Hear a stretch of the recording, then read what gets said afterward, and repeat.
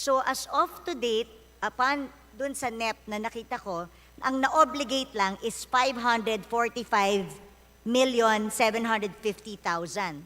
So meron tayong unobligated balance of 663 million. Tama po ba yun, Mr. Speaker, Mr. Sponsor? Mr. Speaker, Your Honor, ang naging kasagutan po dyan ng previous administration ng TESDA ay dahil pandemic, nahirapan po sila. Pero pag-upo po ng ating bagong Director General, na ipa-obligate po natin ang at what rate?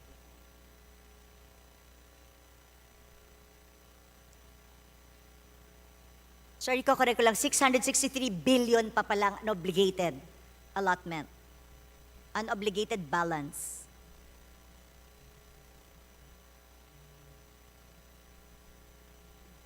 Okay, ito po ang mga figura, no? Pag-upo po ng ating bagong pamunuan ng TESDA, ang continuing appropriation ang continuing ng TESDA ay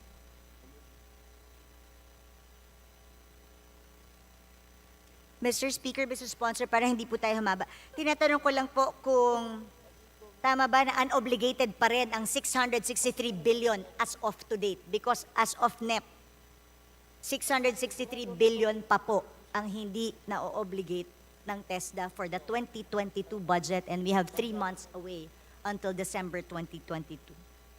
Mr. Speaker, Your Honor, tapos na po yan, na obligate na po. Kailan po kaya? Because as of the last report, 663 pa po yan. Nasa NEP po yan. Nasa GAB din po natin.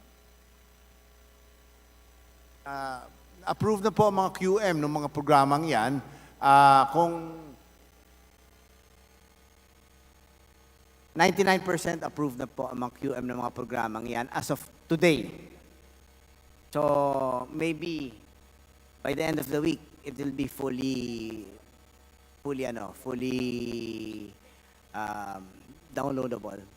Mr. Speaker, Mr. Sponsor, baka pwede pong bigyan na lang ng kopya para po makita po natin. Kasi syempre from the report that we are discussing and then as of to date, parang hindi ko alam kung ganun natin kabilis na ubos yung 663 billion pa po. Million po. Million, siya. Mr. Speaker.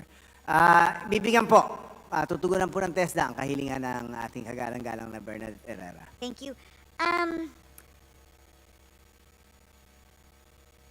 Ito pong year na, meron pa tayong agency-specific budget na ang na-obligate natin is 6.3 billion.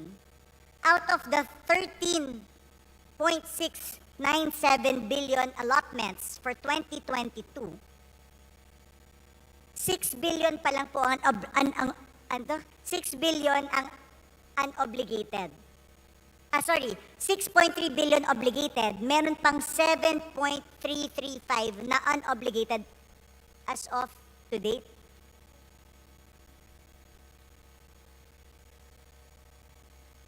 Bali, ulitin ko po para hindi tayo malito.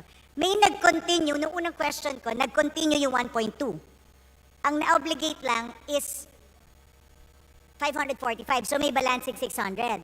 For the agency-specific budget naman for 2022, out of the 13.9 billion budget, ang na-obligate is 6.3. Meron pang 7 billion. So pag inad ko yon, ang total available budget ng TESDA na hindi pa na-obligate is 7.9 billion pesos. So 7.9 billion pesos. Okay. So ganito po yan, no? As far as the central office is concerned, it's obligated already. Pero pag download po ng pondo sa region, Mr. Speaker, Your Honor, doon po nagkakatalo siguro yung sinasabi ng ating kagalang-galang na congresswoman. So, ito pong mga eksaktong figura ay ibibigay sa kanyang tanggapan ng TESDA. Thank you, Mr. Speaker, Mr. Sponsor. I just wanted to make sure na hindi na tayo mag-revert back sa general fund katulad na nangyari dati kasi kailangan po ito ng mamamayang Pilipino, especially for technical vocational training. That's one of my foremost advocacies in bagong henerasyon. And I'm worried that the 7.9 billion won't be fully utilized. And that is really something that I want to have a report on, Mr. Speaker, Mr. Sponsor. Hindi na po mangyayari yon, Mr. Speaker, Your Honor, dahil sisiguraduhin po ng kinatawan na ito na hindi na mauulit yung nangyari muli sa TESDA, Mr. Speaker. I'm looking forward to that with the leadership of the new DG, Danilo Cruz, dahil nalulungkot po talaga ako sa nangyari sa TESDA. Talaga pong ako talagang malungkot ako sa mga pangyayari sa TESDA. Hindi po ako makapaniwala na ang TESDA na napakadaming natulungan noon ay napakakonti ng natulungan dun sa past couple of years, Mr. Speaker, Mr. Sponsor. Now, I'd like to go on dun sa mga COA audit report. Just so, again, for future reference, we could correct the sins of the past, Mr. Speaker, Mr. Sponsor. Nung calendar year 2021, fund transfers from TESDA Central Office to regional offices amounting to 31 billion for funding of additional calendar year 2020 UAQTE and STEP training programs were obligated in November to December 2020. But were charged against the 2019 appropriations, which was already about to lapse in December 2020, thus extending the allowable period to utilize the calendar year budget for programs and activities not covered by the appropriation, thus circumventing the rules and regulations on budget utilization, therefore considered as irregular expenditures. Ano pong nangyari dito? Meron po tayong parang tinransfer natin sa PITC to avoid yung pag-lapse ng pondo?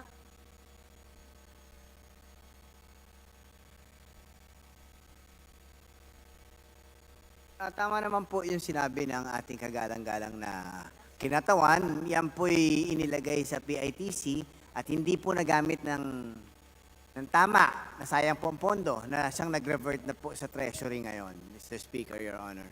Doon po sa sinasabi niyo nag-revert sa Treasury, Mr. Speaker, Mr. Sponsor, meron pang 645 million remained unreverted as of year-end. Is this correct? Parang nakapag-revert back na ng 1.4 billion. Pero meron pang 645 million that has been remained unreverted. Mr. Speaker, Your Honor, as of this moment, reverted na po ang binabanggit ng ating kagalang-galang na Congresswoman. May 8 million na lang pong natitira para sa bayarin ng PITC, Mr. Speaker, Your Honor. Meron pa po ba tayong ilalagay sa PITC, Mr. Speaker, Mr. Sponsor? Are we going to do this again? Mr. Speaker, Your Honor, natuto na po ang TESDA.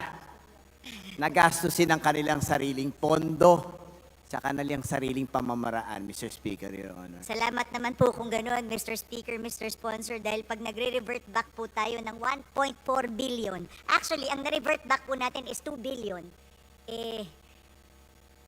parang napakalaking injustice po. Napakalaking injustice para sa mga kabataan po natin. This can never happen again. This is 2 billion na hindi napakinabangan ng mamamayang Pilipino. Meron pa po ako isang point na kailangan iput forward, yung deficiencies in the outsourced procurement of starter toolkits, excessive approved budget for the contract ABC. Sinasabi nila yung TESDA's excessive approved budget for the contract ABC for the procurement of starter toolkits ranging from 55 to 60% had resulted in excessive fund transfers to PITC amounting to 1.1 billion and also indicates a possibility that prior year's procurement of toolkits was overpriced due to excessive ABC. Mr. Speaker, Your Honor, lahat po yan ay na-revert na sa Treasury. Hindi po napakinabangan ng taong bayan yung pondong yan, Mr. Speaker, Your Honor. Sumasakit po yung dibdib ko, Mr. Speaker, Mr. Sponsor, na meron tayong ganitong kalaki na naibalik sa National Treasury. Pero ano po bang nangyari na doon sa mga tao na may kagagawan nito, Mr. Speaker, Mr. Sponsor? Mr. Speaker, Your Honor, obviously, bago na po ang pamunuan ng TESDA, wala na po silang lahat ngayon. So, makakaasa po ang kagalang-galang na kinatawan Bernadette Herrera na ito po'y hinding-hindi na mauulit sa TESDA. Dahil ako po'y kaisa nyo sa pagbabantay nito. Katunayan po ay, alam niyo ang katunayan, Mr. Speaker, Your Honor. So yun lang, Mr. Speaker, Mr. Sponsor. I just really, this is no laughing matter.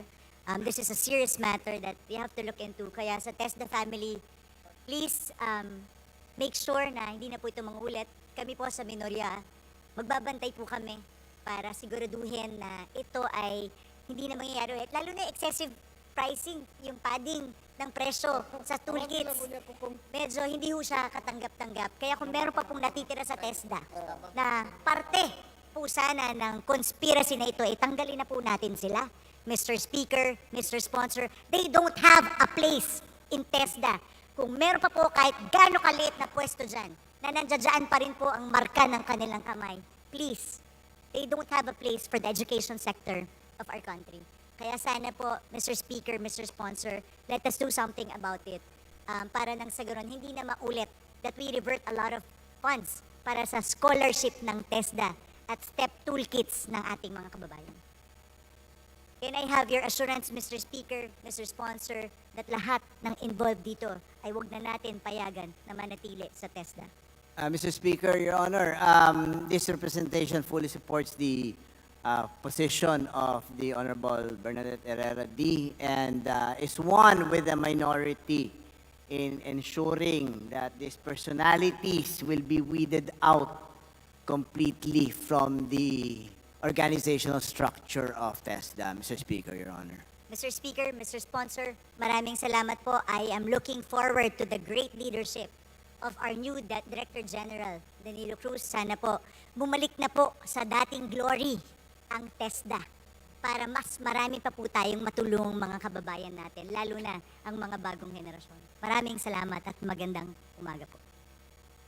Thank you very much. Majority Leader.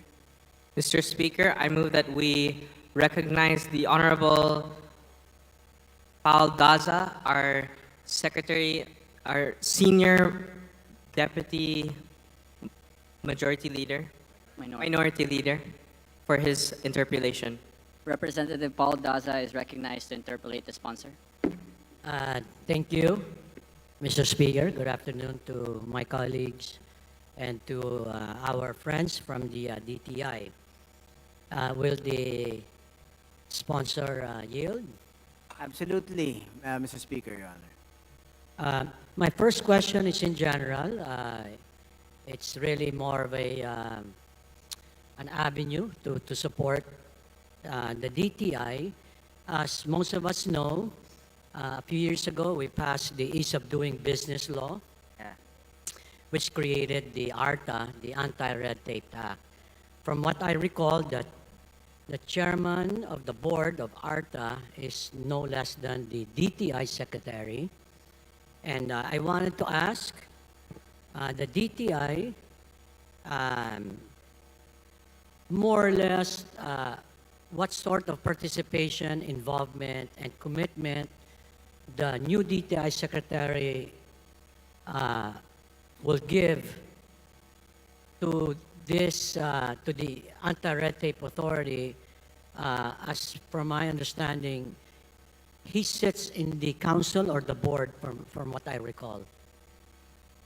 Thank you, Mr. Speaker. So the DTI, actually, together with the ARTA and DICT, is mandated to establish a Startup Business One-Stop Shop, or SBOSS, which aims to facilitate an end-to-end registration of startups, and is envisioned to serve as a platform containing all information about regulations on opening, operating, closing, or exiting a startup, consistent with the Ease of Doing Business and Efficient Government Service Delivery Act of 2018. So there are actually a lot of programs that are being undertaken also pursuant to this innovative Startup Act, which maybe we can discuss later if you will have questions in that matter, Mr. Speaker. But the Secretary says he is fully committed to ARTA and making sure that the agency is able to carry out this mandate so that we can ensure that our MSMEs and other enterprises are able to really not experience the regulatory bureaucratic burdens that they have to undergo in their day-to-day affairs. If I could just share really quickly, to be a furniture designer in this country, you have to obtain 50 permits, 50. It's really unacceptable. So really, ARTA has such a strong role, big role to play in this regard, Mr. Speaker. I thank my esteemed colleague in sharing about the furniture business. It takes 50 permits. Yeah. To start a housing development in this country, you need to go to 27 offices, 78 permits, 146 signatures, and 373 documents to start a housing development. It usually takes 2 to 5 years, so I'm very happy that no less than our sponsor supports the principle of helping this country in terms of ease of doing business, and the last state, just even to help the common citizen. So I'm very satisfied with the response of the sponsor, and I hope that the secretary will find ways to push this as part of our good governance and nation building. My last one is, Mr. Speaker, in 2018, the 17th Congress passed a very good law, Republic Act 11337, the Innovative Startup Act. I believe it became law in 2018, and the title basically explains what the vision is. The title was an act providing benefits and programs to promote and develop Philippine startup ecosystem. So essentially, this is to, and I think DTI supported that bill, which became into law. I think it's now very timely with the pandemic about to end. We need to generate employment, livelihood, and this is one of those good laws that's been forgotten.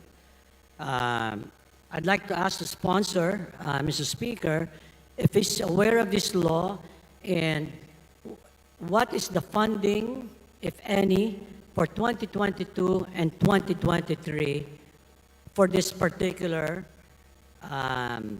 program, which is to help startups in this country. Mr. Speaker, thank you to the distinguished gentleman for bringing up the Innovative Startup Act. Yan po ang kambal ng Philippine Creative Industries Development Act na unfortunately, kahit parehong importante, ay walang budget. Both, the Creative Industry 2023, the Innovative Startup Act, both in 2022 and 2023. However, we do have some exciting developments with regards to the implementation of this measure.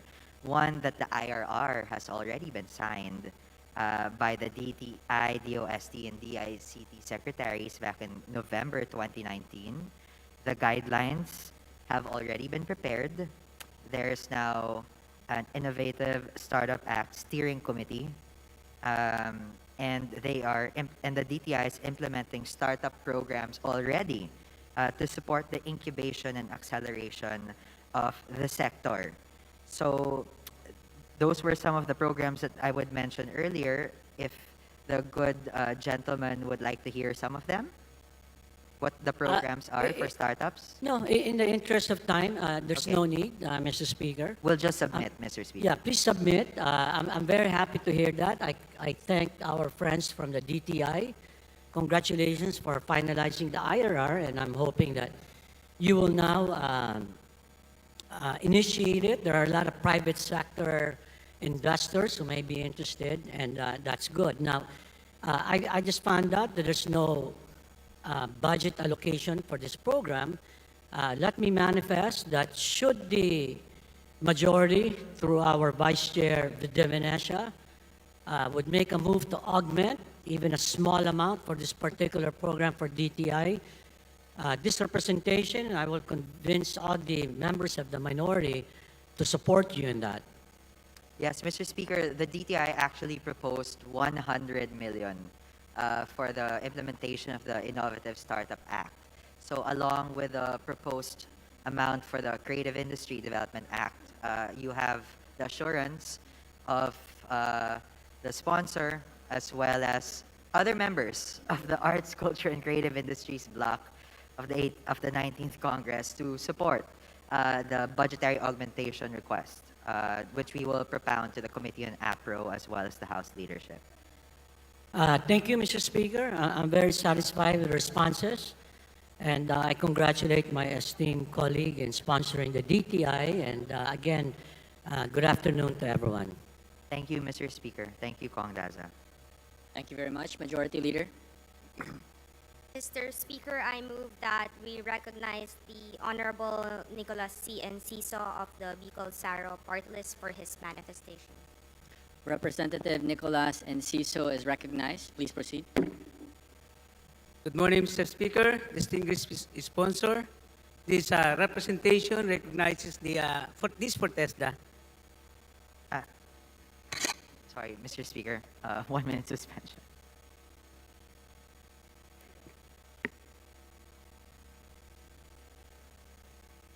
Mr. Speaker, Your Honor, para po kaming kambal ni Congressman De Venecia nito. Dapat siguro magkatabi na kami. Mr. Speaker, Your Honor, this representation is ready to be interpolated on the budget of TESDA. Mr. Speaker, this representation recognizes the indispensable contribution of TESDA in educating our countrymen. Lalo sa amin sa Bicol, napakaraming natutulungan ng TESDA sa pamamagitan ng trainings and scholarships. These trainings directly help and impact our countrymen.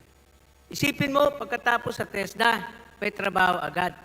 I understand that TESDA has unobligated funds and is previously, and as previously explained, natuto na ang TESDA na gumastos. Kailangan pa ba ng increase in budget? If yes, why? And how will this increase in allocation be spent? Mr. Speaker, Your Honor, nagpapasalamat po itong kinatawan na ito sa kay Congressman Enciso sa kanyang sinabi. Sa katotohanan po, kailangan talaga ng TESDA ng augmentation sa pondo. Dahil kailangan natin mapalawig ang ating mga scholarship programs, diploma courses, and we are currently, the TESDA is currently in the process of rebranding. Kung kaya naman po ito'y hindi na magiging secondary choice. Ang gusto po ng ahensya ay maging primary choice pag namimili kung mag-universidad o magkukuha ng kurso sa TESDA. Ito po'y gusto natin na maging source of pride ng mga beneficiaries. Hindi po yung hindi lang makapag-aral, hindi makakuha ng trabaho. Ito po'y, it will become a matter of choice to choose TESDA. Mr. Speaker, Your Honor. Very much satisfied, distinguished sponsor. Maraming salamat po, Mr. Speaker. Thank you very much. Thank you very much. Majority Leader. Mr. Speaker, I move that we recognize the Honorable Philemon Espares of the Co-op NATCO Party List for his manifestation. Representative Philemon Espares is recognized. Please proceed. Thank you very much, Mr. Speaker and Mr. Sponsor. Good noon. This is all about the TTI and the CDA. Mr. Speaker, thank you very much for providing me the data as requested during the budget briefing of the DTI last time. So, this is more particular on the professional services under the OSEC, which they have provided to me. And I have seen and observed, Mr. Speaker, that the bulk or the budget lies more on the legal services, consultancy, and other professional services.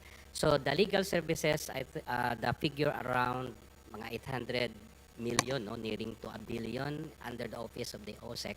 So my question, Mr. Speaker, is that how many lawyers are involved for this particular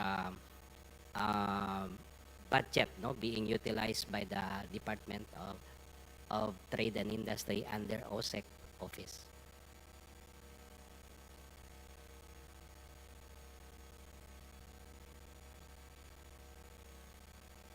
Mr. Speaker, in response to the query of the good gentleman, there are no lawyers in the plantilla of the DTI Office of the Secretary.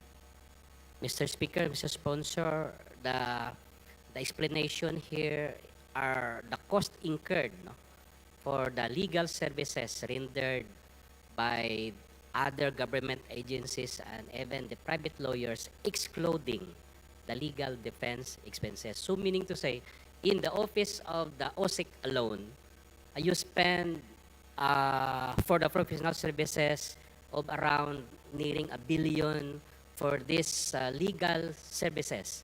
So, as a neophyte, of course, parang na-intriga din tayo, no, na ganito pa kadami ang problema with the office of the OSEC lang pinag-usapan natin dito, not even in the different regions, no. So that's why parang na-intriga rin tayo. So I'm just really asking, no, na out of this cost, kasi lawyers naman to, ilan ba ang nakontrata na mga lawyers on this? Kung hindi man ito talagang nasa plantilla, of course, kasi professional services, no? It is you spend legal services. This is based on the CUA audit na, ha?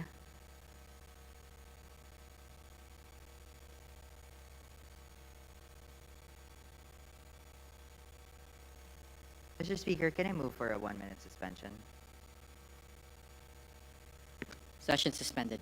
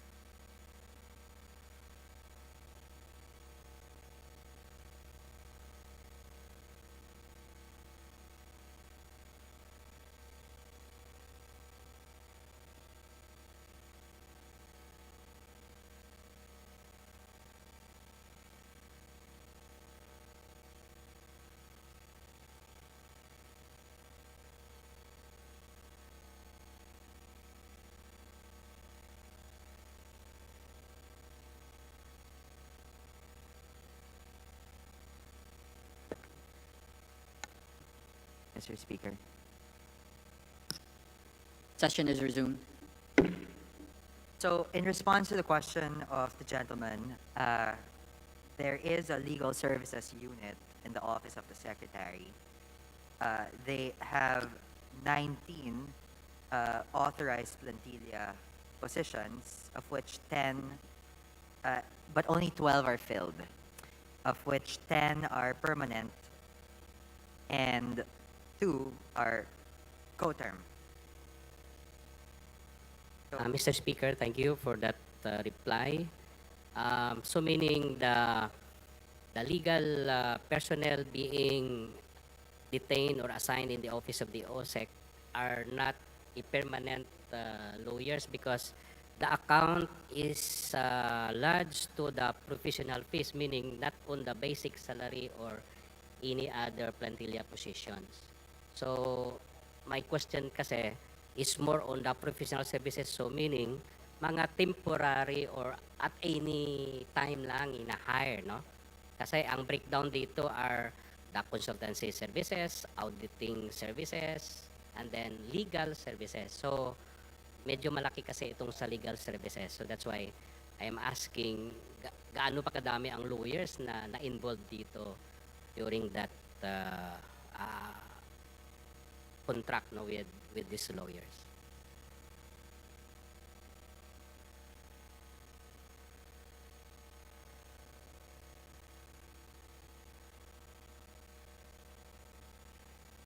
Speaker, could we ask for a clarification? Is he referring to the PS budget, of which we have already responded that there are 12 lawyers, or is he referring to the MOOE budget, of which perhaps some of it is being used for professional services engaged perhaps in legal?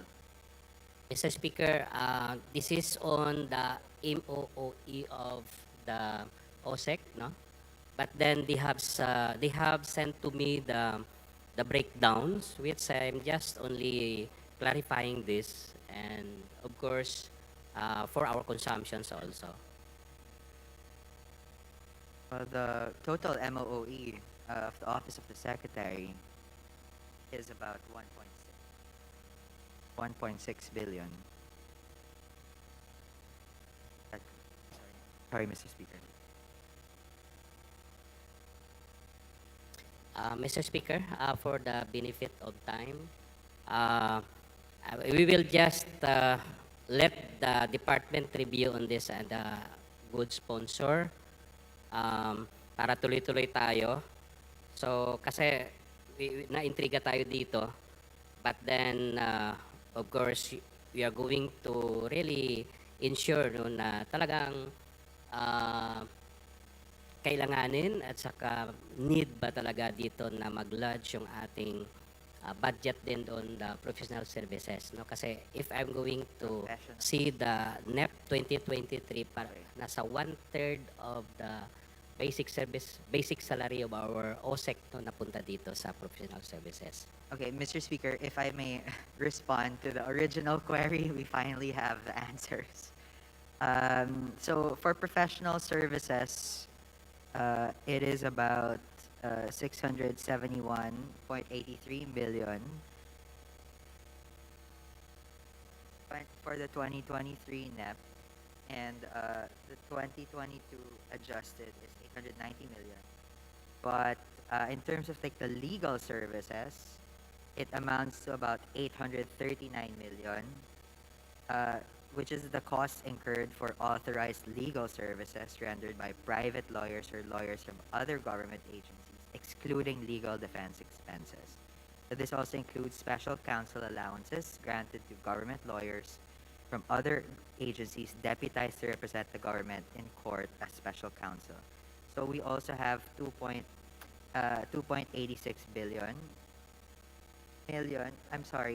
2.86 million for auditing services, and for consultancy services is 119.61 million. Other professional services is 548 million. That's the breakdown, sir. Speaker. Yeah, I have the same data, Mr. Speaker. But then, ang tanong lang dito is more on the legal services sana, no? So if you cannot find the number of the lawyers you have contracted on this item, if not ready, so we will just manifest, Mr. Speaker, to give it to us, no, for the benefit of time. Mr. Speaker, we will submit the data to the office of the good gentleman at the soonest possible time. Yeah. Thank you very much, Mr. Speaker, Mr. Sponsor. Yun lang, no? Dahil medyo malaki yun, then talagang need ba? So that's why my next related question and clarification also on the part of the CDA budget, Mr. Speaker, Mr. Sponsor. Is the sponsor capable to handle questions with regards to the budget of the CDA? Yes, Mr. Speaker. Okay, so Mr. Speaker, Mr. Sponsor, we have seen from the original proposed budget of the CDA na nabawasan ito ng another 170 million.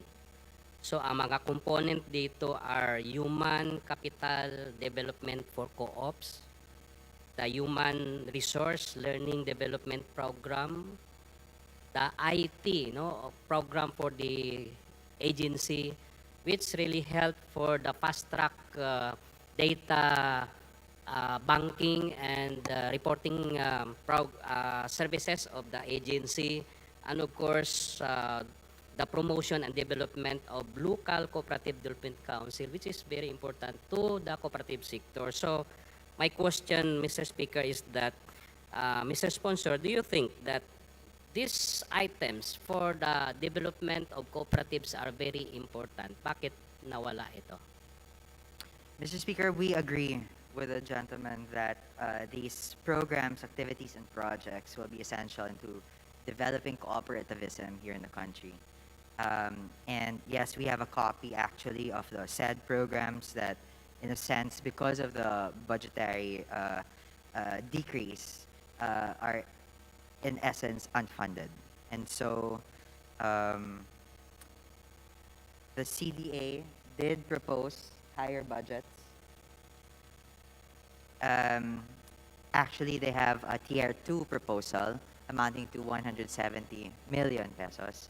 So this representation will certainly assist the good gentleman in work in joining the House leadership and the Committee on Appropriations in funding and augmenting the current budget that has been provided to the CDA.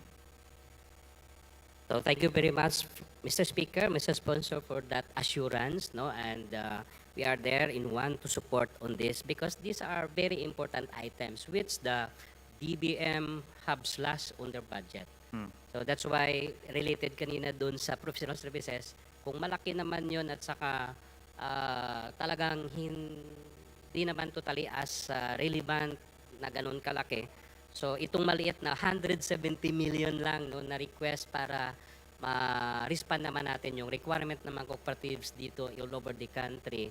So sana ma-consider. So Mr. Speaker, Mr. Sponsor, you help me to have this manifestation na sana maibalik yung 170 million na request ng ating CDA for the development of the cooperatives all over the country. That's all, Mr. Speaker and Mr. Sponsor, and thank you for that. Mr. Speaker, the manifestation is noted, and we will certainly discuss this at the proper forum with the Committee on Appropriations. Thank you. Salamat. Majority Leader. Mr. Speaker, I move that we recognize the Honorable Mujib S. Hataman of the Lone District of Basilan for his interpellation. The Congressperson from the Lone District of Basilan, Congressman Hataman Mujib. Thank You're you. recognized. Please proceed, sir. Thank you, Mr. Speaker. Thank you, distinguished sponsor. May distinguished sponsor yield to some few questions. Yes, Mr. On TESDA first, Aye. before DTI.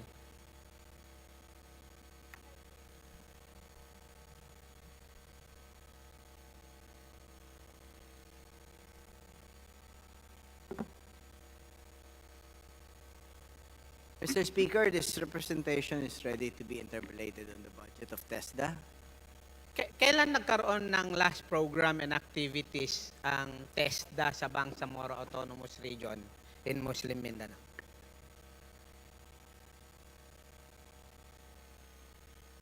Mr. Speaker, Your Honor, meron pong kasalukuyan na mga programa ng TESDA sa... So, ibig sabihin yan, hindi totally devolved ang technical education, skills and development sa Bangsamoro Autonomous Region. Tama? Meron pong budget ang Bangsamoro Autonomous Region para sa bagay na iyan, pero meron pa rin ang TESDA. So, ang sinasabi ko nga, distinguished sponsor, Mr. Speaker, hindi siya totally devolved ang programa ng TESDA. At this point po, Mr. Speaker, Your Honor, hindi pa 100% devolved. Magkano yung last program nyo? Anong amount sa Bangsamoro Autonomous Region?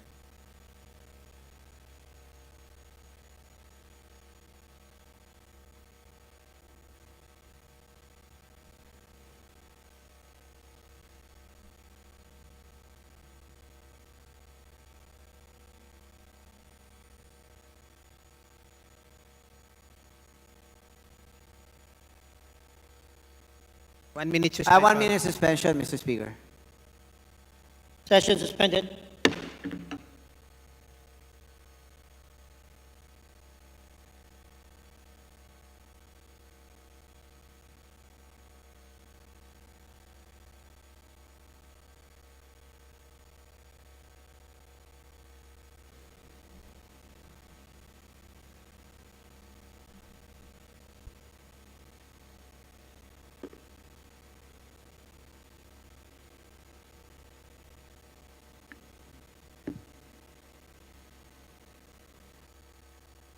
Mr. Speaker, Your Honor, ready to resume. Session is resumed. Sa kasalukuyan po, 113 million po ang ibinaba doon sa... May sariling DG po ang TESDA para sa BARM. Mayroong sariling DG for BARM, pero under siya ng TESDA at hindi ng BARM. Tama?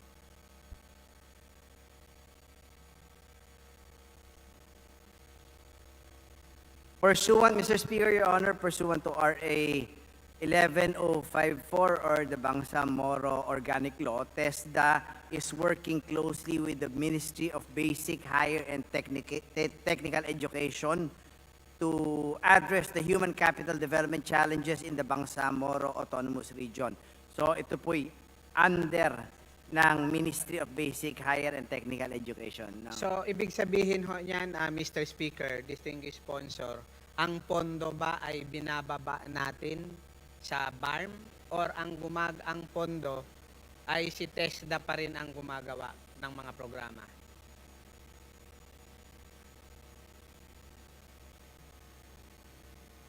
Mr. Speaker, Your Honor, ito po ibinababa ng diretso doon sa ministry. Sino ang gumagawa ng programa? Si TESDA BARM or si TESDA Central Office? TESDA BARM na po, Mr. Speaker.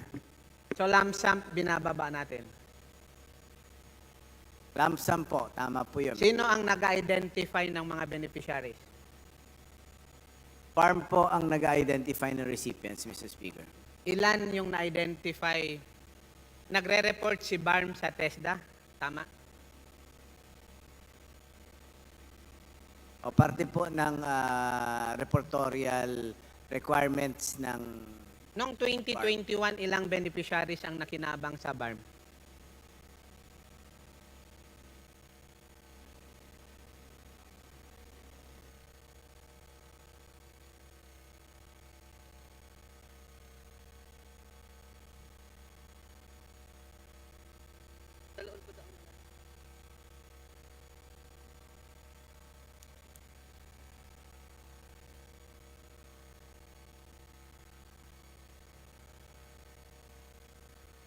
So, Mr. Speaker, Your Honor, meron pong allocated na 13,239 slots for technical and higher education. 10,823 po ang nag-enroll. Doon po sa 10,823, 7,715 po ang graduate, Mr. Speaker. Pwedeng malaman kung ilan yung sa Basilan? Mr. Speaker, ang TESDA po ay magbibigay kay Kinatawan Mujib Hataman ng eksaktong breakdown nung nasa Basilan po. Sorry, distinguished sponsor.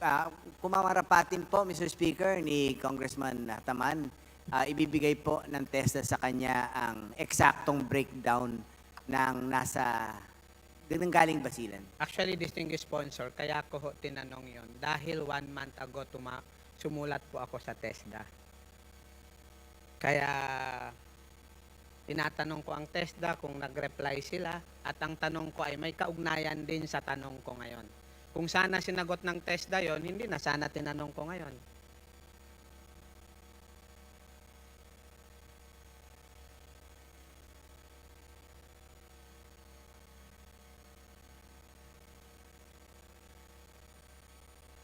Mr. Speaker, 1 minute suspension, please. Session suspended.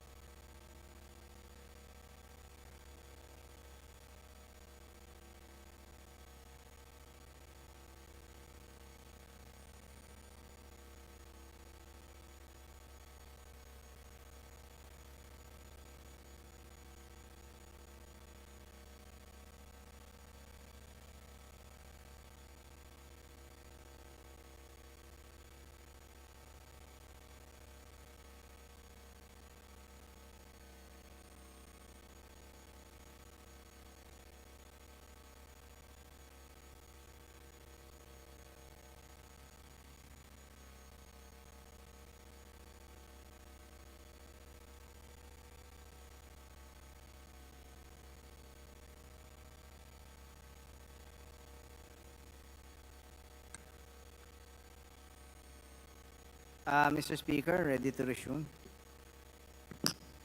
Session is resumed. Kung ito po ang tamang kasagutan sa tinatanong ng ating kagalang-galang na Mujib Hataman, ang total budget po na ibinaba at as of the current time sa BARM, approved. Basilan po.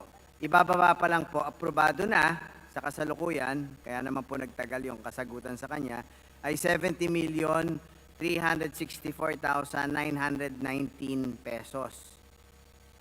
Equivalent to 3,370 slots, Mr. Speaker, Your Honor. Paano ang distribution niyan, distinguished sponsor?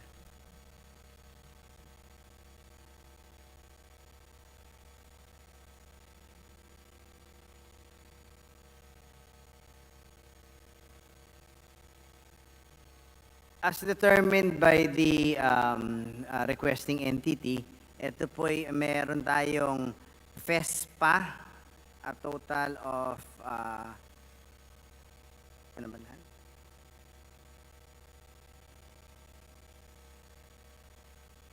Mr. Speaker, distinguished sponsor, para hindi na lang ho tayo magtatagal dahil may tanong pa ako sa DTI. Pwedeng masubmit yung 2021, 2022 at proposed 2023 ho. Actually, yun yung laman ng letter ko. Kung sana sinagot nung TESDA yon, hindi na sana tayo magtatagal ngayon. So, yun lamang po, Mr. Speaker, distinguished sponsor. Hinihiling ko lang ho sa inyo na kung pwede kahit bukas, baka pwede nyong isubmit sa aking opisina or i-reply nyo na lang ho yung sulat ko dahil nakalagay doon sa sulat ko. Mr. Speaker, Your Honor, bukas po ay padadala ng TESDA sa kagalang-galang na Mujib Hataman. Maraming salamat, Mr. Speaker, distinguished sponsor. Pwede naman pala kahit isang araw. Bakit ginawa pang isang buwan? Thank you, Mr. Speaker. So, thank you, Mr. Speaker. Next, sa DTI.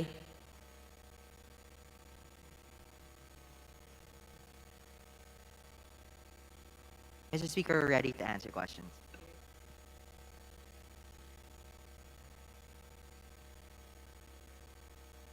Mr. Speaker, distinguished sponsor.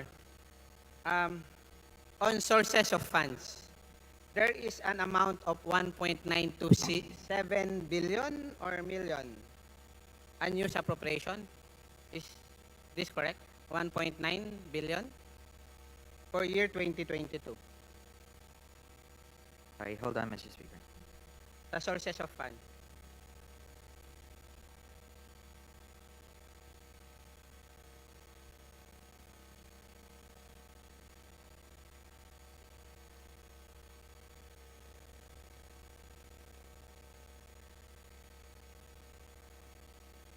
Mr. Speaker, could we request the Honorable Hataman to repeat the amount again of unused appropriations so I can corroborate?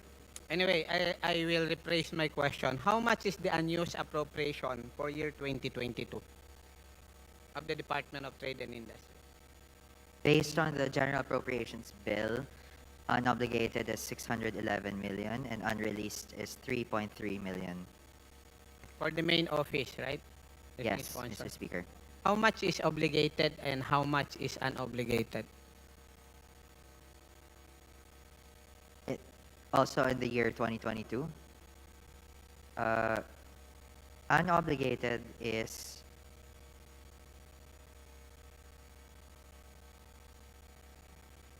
is the good gentleman asking from continuing appropriations? Yes. How much of that is unobligated? But it's become unused appropriation also, distinguished sponsor. Okay, so under continuing appropriations, the unobligated in terms of capital outlay is 247 million, and the unobligated in terms of the MOOE is 364 million.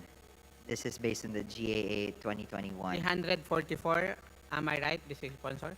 364 unobligated MOOE from 2021 GAA.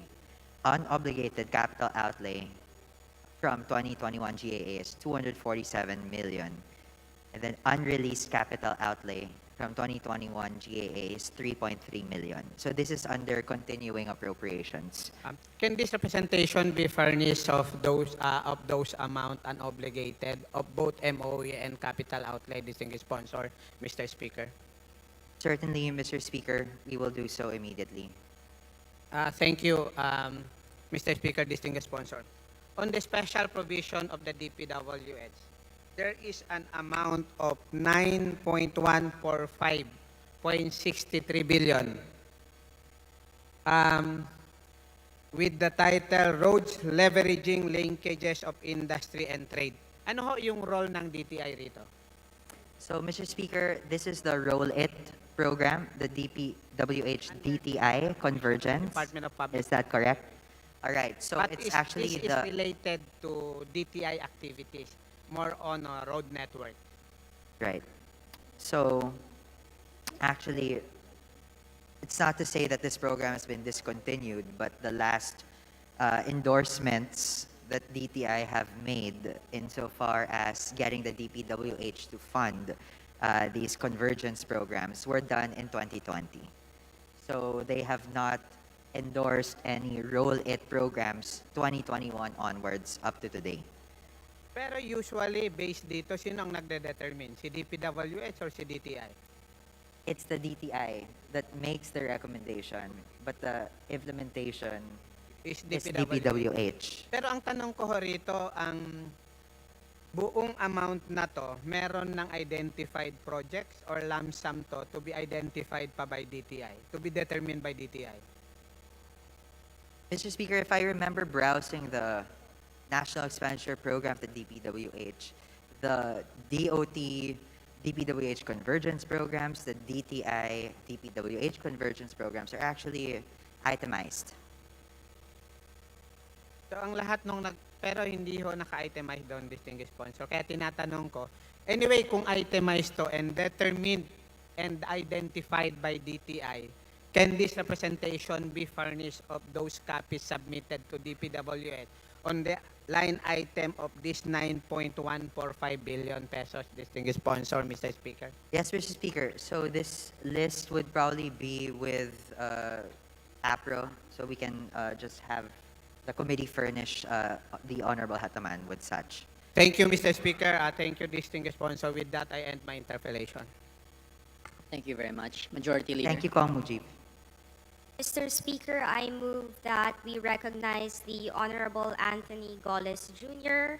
of the Malasakit at Bayanihan Party List for his manifestation. Thank you. The good gentleman is recognized for his manifestation. Mr. Speaker, this representation would like to have a very quick manifestation about one of TESDA's effective and profound program called Malasakit Gabayan Program during the previous administration. Mr. Speaker, this program focuses on the beneficiaries and family members of the Malasakit centers. Those who got sick and were taken out of their jobs were given another chance of retooling themselves through TESDA training. Mr. Speaker, Mr. Sponsor, ito po yung mga pasyente ng malasakit centers natin nationwide na kung saan pagkatapos sila magkasakit, binigyan po sila ng pagkakataon ng TESDA na matulungan para bumalik sa kanilang hanap buhay. This representation, Mr. Speaker, is in full support of the said program, but unfortunately, after the Memorandum of Understanding was signed by the Office of the President and TESDA last October 2021, the program was never rolled out, and I'm hoping that TESDA can do an internal investigation why this very good program was not rolled out. That I end my manifestation, Mr. Speaker, Mr. Sponsor, thank you. And if you have some reasons why it was stopped, please feel free. Thank you. Mr. Speaker, Your Honor, I'm sorry that the program, the laudable and noble cause, reintegration of the sick, previously sick beneficiaries of the Malasakit program into the productive sector of society was not implemented. It was probably, well, I can only surmise that it was because of nothing more than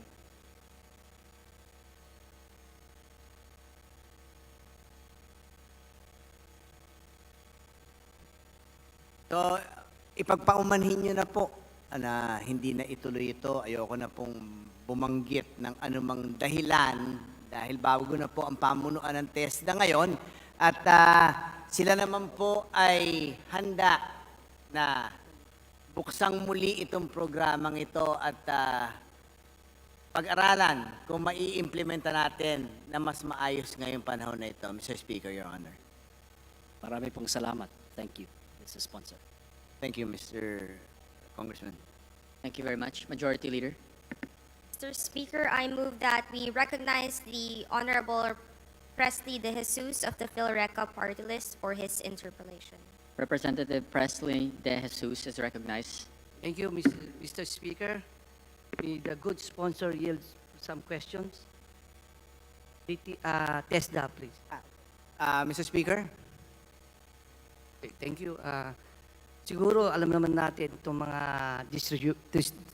distribution utilities, especially mga electric cooperatives, no? I allowed yung ginagawa ng TESDA ngayon with regard sa mga vocational, technical na courses. How about yung mga linemen natin sa mga industriya ng energy, lalo na mga electric cooperatives?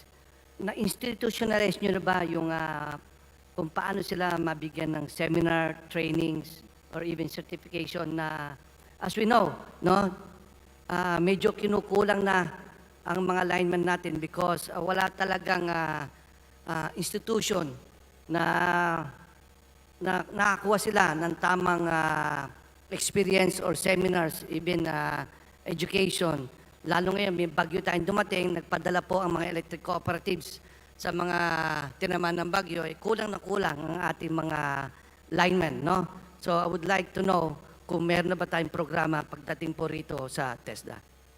Mr. Speaker, Your Honor, maraming salamat po kay Congressman Presley para dun sa kanyang katanungan. Sa kasalukuyan po, ang TESDA ay merong fiber optic line installation programs and an ongoing na cable line installation programs. Pero sa kasalukuyan po ay walang electrical line installation training. Maganda po ang kanyang binanggit at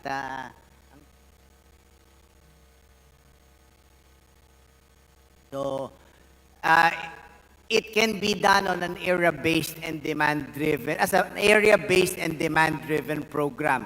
So kung dito po sa lugar na ito ay maraming electric cooperatives na naka-cluster, pwede po tayo magbaba ng training dyan. Maghahanda po ang TESDA para dyan sa mungkahi na iyan, Mr. Speaker, Your Honor. Thank you very much, Mr. Speaker, Mr. Sponsor. Ako'y natutuwa sa nabanggit nyo na sana maging regular na rin to, no? Kasi ito yung magdadagdag sa mga trabaho, lalo sa kanayunan, no? Sa rural areas natin, kung saan gusto nilang mag-train, pero wala sila talagang school or na mapagte-training lalo na ngayon sa inyo sa TESDA. Sana ma-institutionalize nyo na yan para naman gumanda rin ang serbisyo, lalo na ating mga kababayan na walang trabaho. Kasi isa rin yan na magbibigay ng trabaho sa kanila for their safety also. On that, Mr. Speaker, I would like to make a manifestation. Mr. Speaker, Honorable Sponsor, the electrical line workers sacrifice their lives on a day-to-day basis, especially when natural disasters hit rural areas. The growing concern for the shortage of linemen in the power utility industry must be addressed. Efforts to empower our linemen and to develop courses or trainings for the existing and qualified candidates must be made. I hope I can get the support of the Honorable Sponsor on this. Again, on the higher note, Mr. Speaker, on the part of the minority, as there are no more interpolators, I move to terminate the sponsorship and debate on the budget of Department of Trade and Industry. So move, Mr. Speaker. Thank you very much, Mr. Speaker, Your Honor. Thank you Mr. very Speaker, much. including the attached agencies, Mr. Speaker. Thank you very much. Majority Leader. Mr. Speaker, on the part of the majority, we join the minority to terminate the budget deliberation of the Department of Trade and Industry, including its attached agencies. There is a joint motion to terminate the interpolations on the proposed budget of the Department of Trade and Industry, including attached agencies. Is there any objection? The chair hears none. The interpolations on the proposed budget of the Department of Trade and Industry, including attached agencies and corporations, is hereby terminated.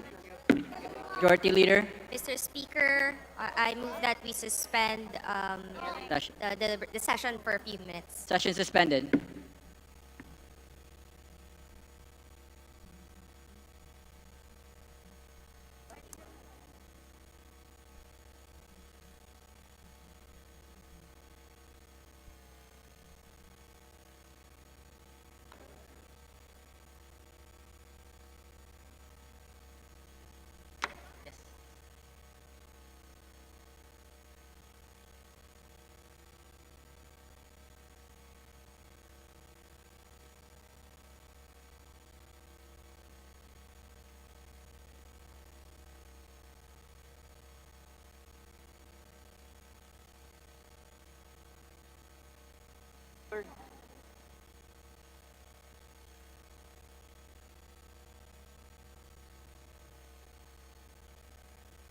Kailan ka ba magpapakawala ng libreng kuryente?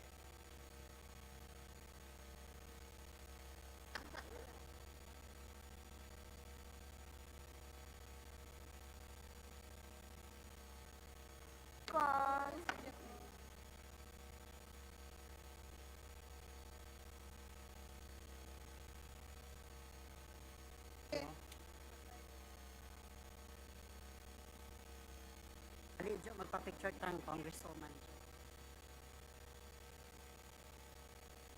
Oh, ma'am.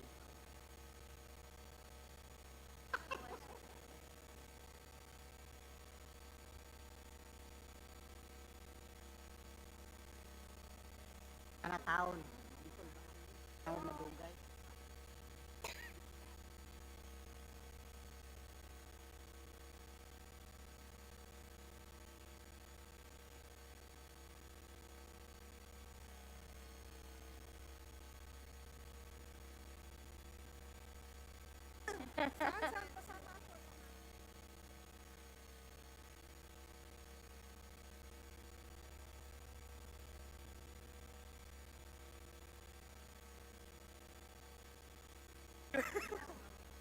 Kamusta? Apa dito ay? Picture naman po.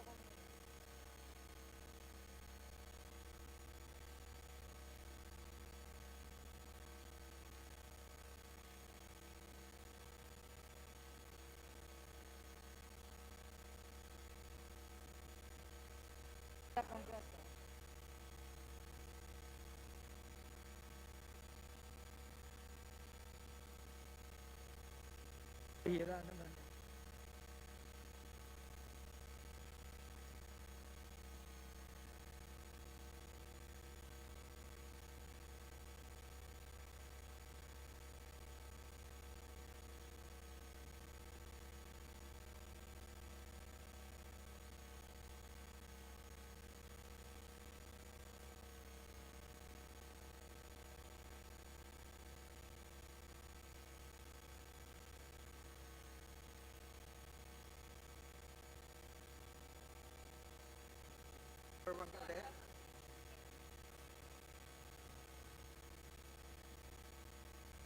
Interpolator ko yan.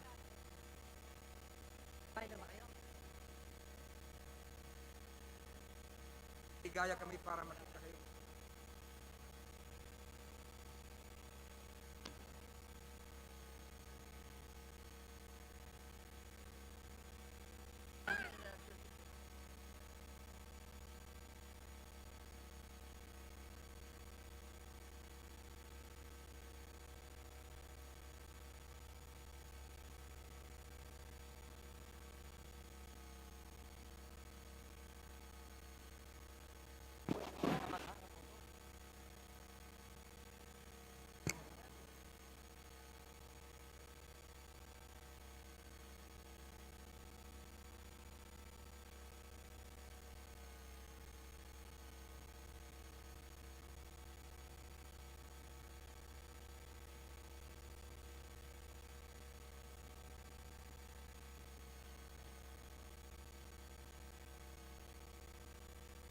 Kidding.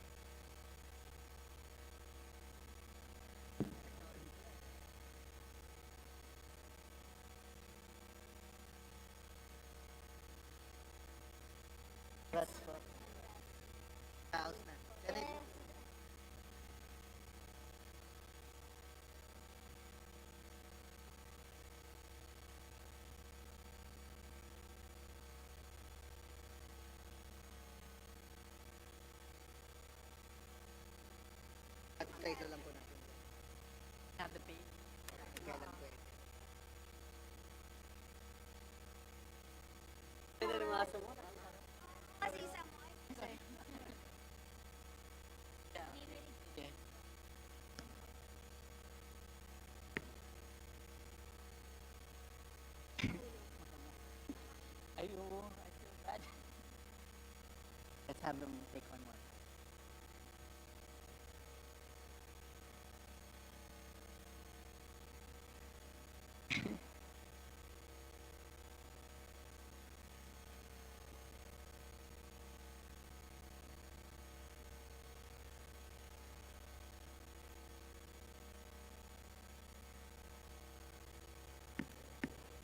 House members and guests, please settle down so we can proceed with the budget deliberations.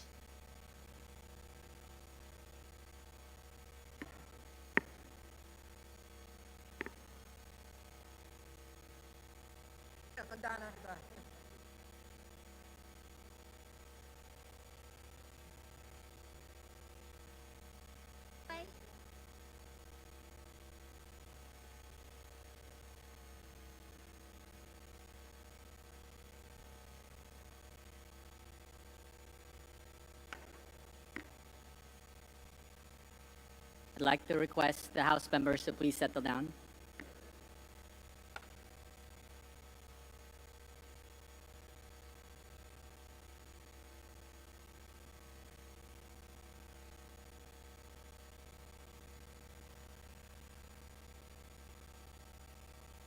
Session is resumed. Majority Leader. Mr. Speaker, I move that we now proceed with the consideration of the proposed budget of the Office of the Press Secretary, including its attached agencies and corporation. There is a motion. Any objection? The chair hears none. The motion is granted. Majority Leader. Mr. Speaker, I move that we recognize the Honorable Stella Luz A. Kimbo. Representative Stella Kimbo is recognized. Mr. Speaker, I am pleased to sponsor the budget of the Office of the Press Secretary, and I'm now ready to answer the questions of our colleagues, Mr. Speaker. Thank you very much. Majority Leader. Mr. Speaker, I move that we recognize the Honorable Marisa P. Magsino of the OFW Party List for her interpellation. Representative Marisa Magsino of the party list OFW is recognized to interpolate the sponsor. Thank you so much, Mr. Speaker. Madam Sponsor, good afternoon, my colleagues. For the Office of the Press Secretary, I would just like to make a manifestation of support. The overarching function of the Office of the Press Secretary, with the able leadership of OPS Press Secretary Trixie Angeles, is to properly convey and articulate not only to the media, but more importantly to the general public, the government's agenda, activities, positions on issues of concerns and policies of administration in a rapidly changing information and digital landscape.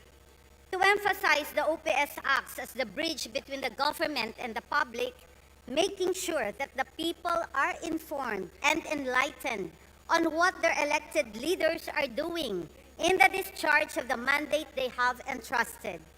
This role of the Office of the Press Secretary assumes greater importance in the light of current prevalent misinformation campaigns by ill-motivated parties, especially those who aim to undermine the duly constituted authorities that tend to confuse the people and manipulate public opinion. The OPS is the first line of defense of the presidency against this assault. Its best antidote to misinformation is transparency and accuracy. But more importantly, a well-informed citizenry on the workings of the government is a key element of having an educated body politic, the source of sovereign power, and an important pillar of our democratic tradition and institutions. For 2023, the OPS has a proposed budget of 457 million, a minuscule amount compared to the magnitude of responsibility the OPS is vested with. But I am confident that our Press Secretary Trixie can do so much with less. Mr. Speaker, with such confidence, I express our OFW party list support for the approval of the proposed budget of the Office of the Press Secretary for 2023. Thank you so much, Mr. Speaker, Madam Sponsor. To our Press Secretary Office, congratulations at mabuhay po kayo. Maraming salamat po. Salamat, Mr. Speaker, at sa ating kagalang-galang na Representative Marisa Magsino. Salamat po for your expression of strong support. Thank you, Mr. Speaker. Thank you very much. Majority Leader. Mr. Speaker, I move that we recognize the Honorable Gabriel H. Bordado Jr. of the 3rd District of Camarines Sur for his manifestation. Representative Gabriel Bordado is recognized. Please proceed. Thank you very much, Mr. Speaker. Mr. Speaker, Madam Sponsor, I believe that the Press Secretary, Madam Trixie Angeles, had been doing very well until that United Nations General Assembly incident. Mr. Speaker, there was this comment, and let me quote it, that several world leaders requested to meet with Biden, but only President Marcos merited a sit-down dialogue, and this was verifiable at her level, but she failed to check its veracity before passing it on to the media. Unquote. Mr. Speaker, Mr. Sponsor, can you react to this particular incident? Mr. Speaker, the press secretary made the necessary clarifications at the soonest possible time, Mr. Secretary. Mr. Speaker. So in other words, Mr. Speaker, we expect that this won't happen again. Yes, Mr. Speaker, the Office of the Press Secretary makes that strong commitment, Mr. Speaker. Thank you very much, Madam Sponsor. Mr. Speaker, with the reorganization of the PCOO to the Office of the Press Secretary, redundant positions have been abolished. Currently, are there still unfilled positions within the OPS? Yes, Mr. Speaker. There are... How many positions have been removed because of this reorganization, Madam Sponsor?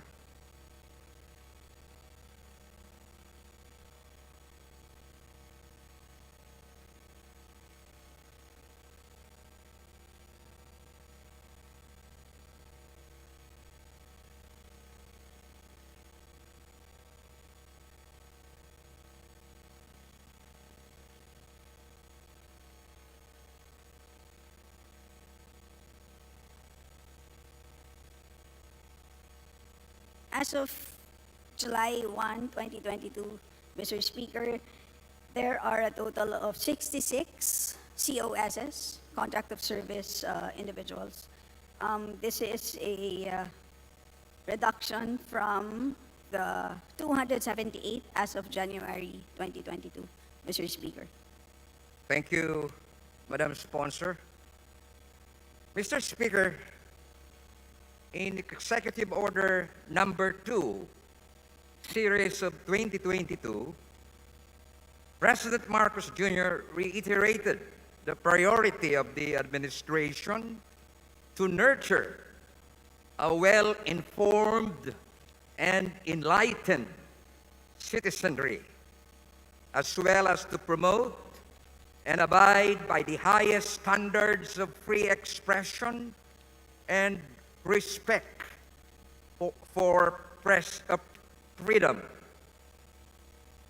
The executive order further states that it isn't the policy of the administration to provide true, accurate, and relevant information through effective utilization of communication assets and resources, unquote.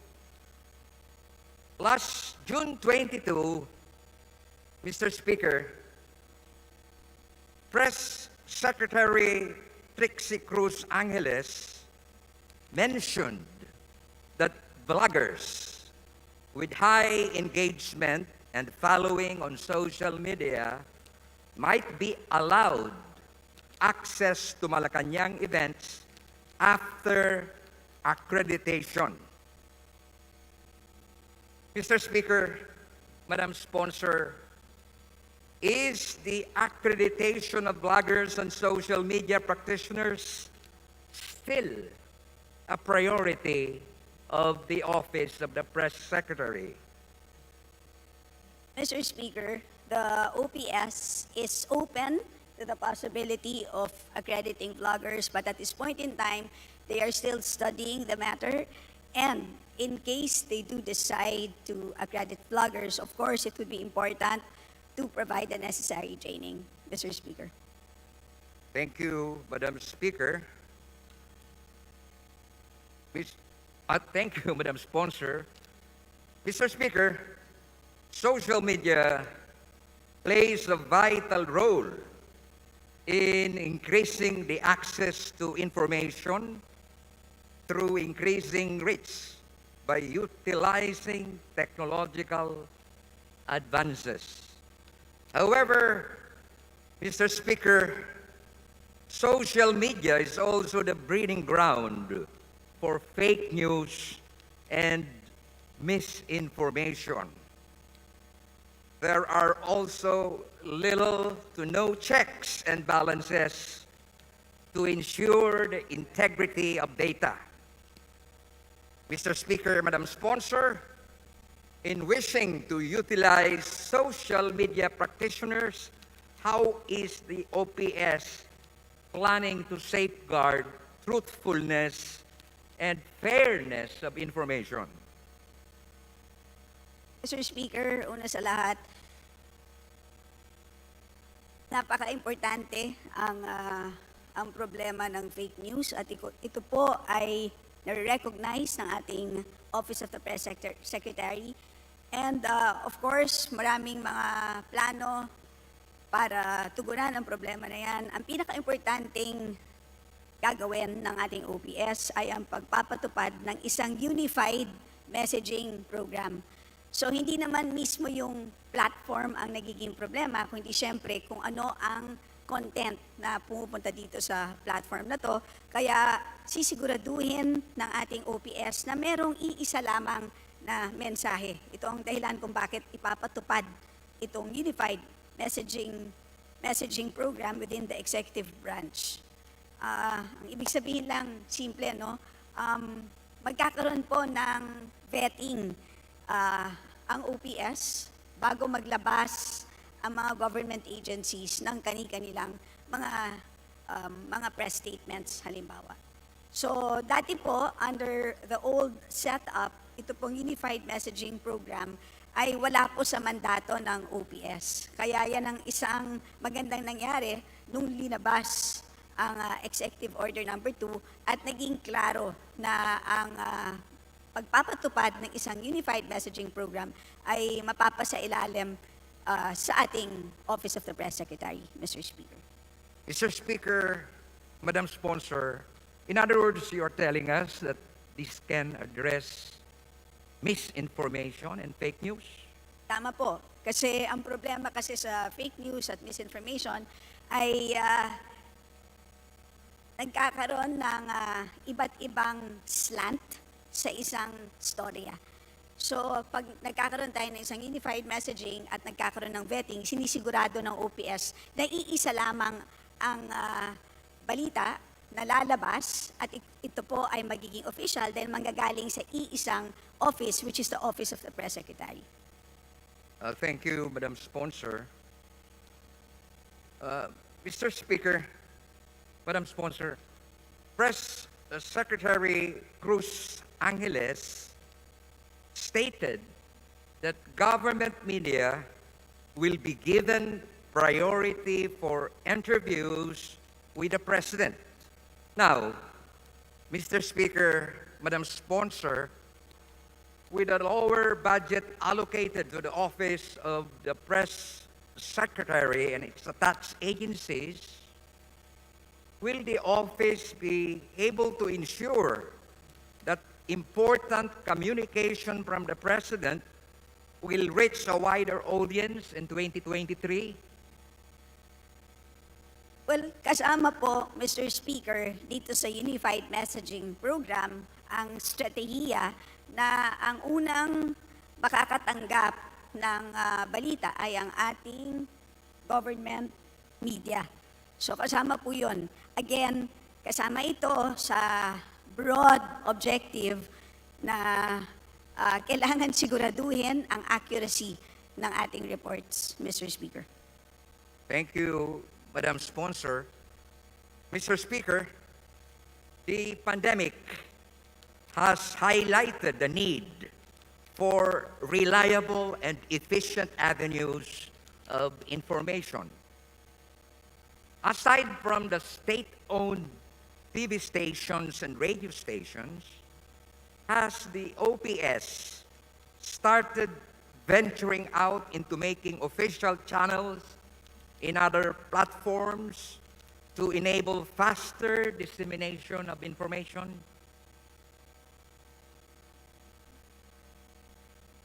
So marami pong platforms ang ginagamit ng OPS. Of course, meron tayong PTV4, IBC13, meron din tayong ilang mga radio stations.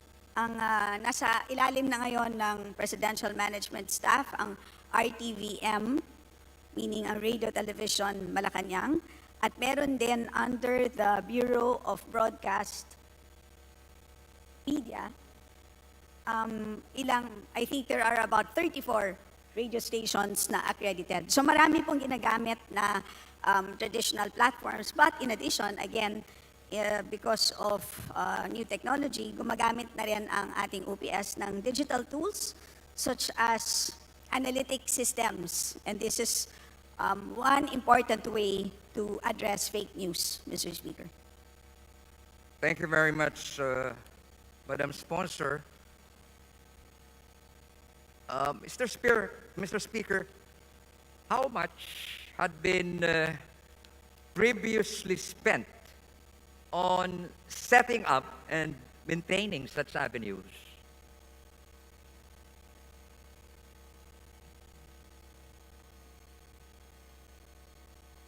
Mr. Speaker, masyadong madali sagutin yung tanong na yan, but we can do it. I can give you the budget provided for each bureau because anyway, ang bawat bureau naman ay nakatutok sa isang particular platform. So halimbawa po ang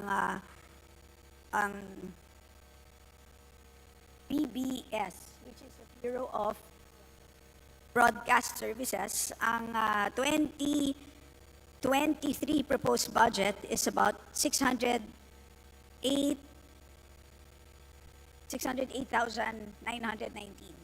Mr. Speaker, Madam Sponsor, I was asking about the amount spent so far and not the amount you will be spending in 2023. Or, Mr. Speaker, if the distinguished Gabby Bordado wishes to know about the previous budgets, is that what you wish to know? The 2022 budgets, for example, for BBS, that's 456,000. For the National Printing Office, it's 9 million. For PTV4, it's 104,944,000. For IBC 13, it's 73,689,000. So ito po ay iba-ibang media platforms at iba-iba rin po ang budgets for them. Ang APO, which is a printing office, it's a government-owned corporation, does not receive a government subsidy. How's that again, APO, Speaker? Yeah, the Apple. APO does not receive any support from government. Okay, thank you. Thank you very much, Madam Sponsor. Thank you, Mr. Speaker. Thank you very much, Majority Leader. Mr. Speaker, I move that we recognize the Honorable Franz L. Castro of the ACT Teachers Party List for her interpellation. Representative Franz Castro is recognized. Please proceed.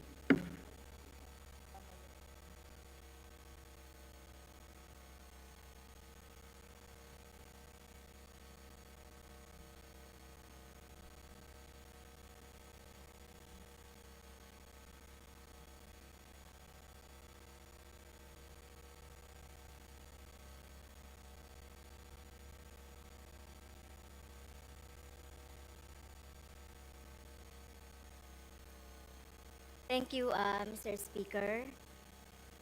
Muli, magandang hapon po sa ating lahat, sa Office of the Press Secretary, siyempre sa ating distinguished sponsor. Ilan lang pong mga katanungan, Mr. Speaker, related po sa PTV4, ang aking mga tanong, kasi yung mga tanong na iba ay natanong ko na. Mr. Speaker, on COS and JO, talamak yung mga endo sa OPS, may so-called strategic plan na magiging BBC-like ang PTV4. Banggit ito no, dun sa briefing sa nakaraan. Pero hindi makikita ang tunguhing ito sa staffing ng ahensya. Dahil una, napakanipis ng personnel complement na permanent employees, 136 nationwide. For the news division, 6 katao lang, tig-isa sa production assistant, news reporter, research analysis, at cameraman. Parang hindi kala mo hindi public broadcaster. Iba pang mga example based doon sa nakita nating staffing pattern. Provincial Network Division, 1 regular station manager, PTV 11 Davao, 2 katao, 6 na provincial stations na tig-isa ang permanent. The rest, Mr. Speaker, na personnel ay contractual or COS. Yan. People under precarious employment arrangement. So nationwide, parang 5, no? COS nationwide, 549. So ang tanong ko, Mr. Speaker, gano'n na ba katagal itong mga contractual? Lalong-lalo na yung yung 5.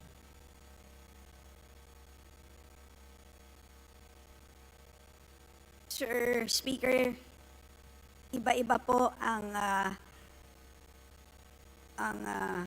duration of engagement ng ating 549 contractuals.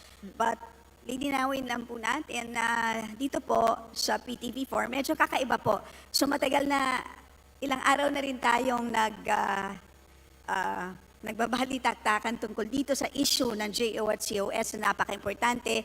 Pero pagdating dito sa PTV4, tatandaan po natin na medyo kakaiba po ang industry standards. Dahil ito po ay, yun na nga po sa media, ang standard po dito is marami talaga sa ating talent ay nakakontrata lang po. So in the same way, sa GMA, ang mga artista po dyan ay nakakontrata din. Ganon din po, dahil ang mga talents na ine-employ or ine-engage ng PTV4 ay sanay talaga sa industry practice na sila ay na-engage under a contract rather than having a permanent position. Dahil ang katunayan po is may premium po ang mga napapasa ilalim ng COS. Ibig sabihin nakapag-charge po sila ng dagdag na premium compared po sa isang plantilla position. And that's the reason for why may mga sitwasyon, hindi ko nilalahat po, pero may mga sitwasyon na preferred ng mga talents na ma-engage sila by way of a contract. So may ganun din pong aspeto. Pero again, hindi po natin nilalahat po yan. And at the same time... Okay, so ilan po, Mr. Speaker, yung mga COS na more than 5 years na? Ito po, sinasabi ko naman, yung mga hindi naman ako nagre-refer dun sa mga talent, no? Yung mga sinasabi nating needed, necessary, and essential. Di ba? Sa broadcasting, talagang mahalaga na merong mga permanent position. Yung mga ibang mga talents naman po, alam naman natin yung nature ng contractualization doon sa ganung sa ganung field. So, ilan na po dito yung may mga 5 years? O ano na yung mga pinakamatagal na yung mga cameraman, yung mga nasa likod ng camera na talagang responsable sa broadcasting. So, yun po yung sinasabi rin natin na mahalaga din na dapat ay ma-recognize din sila at mabigyan din sila ng plantilla position. So ilan na po dito, Mr. Chair, yung Mr. Speaker, yung naka 5 years and above at ang pinakamatagal na COS. At ano yung balak ng PTV4 at OPS sa hundreds of personnel na ito after lapse ng December 31, 2022 due to DBM COA Joint Circular number 2. Mr. Speaker, meron lang tayong datos dito would be those na 15 years or more na naka-COS. At of the 549, sila po ay 80. So 80 of the 549 ang 15 years or more. Kung ano ang plano sa pangmatagalan, ito po ay nakapaloob doon po sa pending na reorganization plan na nasa GCG po ngayon. Ang katunayan ay nagkaroon sila ng isang approved reorganization plan ng GCG, kaya lang sa pagtingin ng ating secretary ay mahihirapan tayo i-implement yan. Kaya meron silang sinubmit na bagong reorganization proposal na sa ngayon po ay pending GCG approval pa po. Okay, maraming salamat po, no? Ilan nga po wala yung mga unfilled position? Na-filled na ba lahat yung mga positions dito? Ilan yung hinihinging plantilla ng PTV4? Kung mayroong rason man, kung yun lang ang ibinigay, ano po yun? Mr. Speaker, hinahanap pa natin yung eksakto. Nakita ko somewhere sa kapal po ng binigay sa akin. Hindi po malaking number, but we're trying to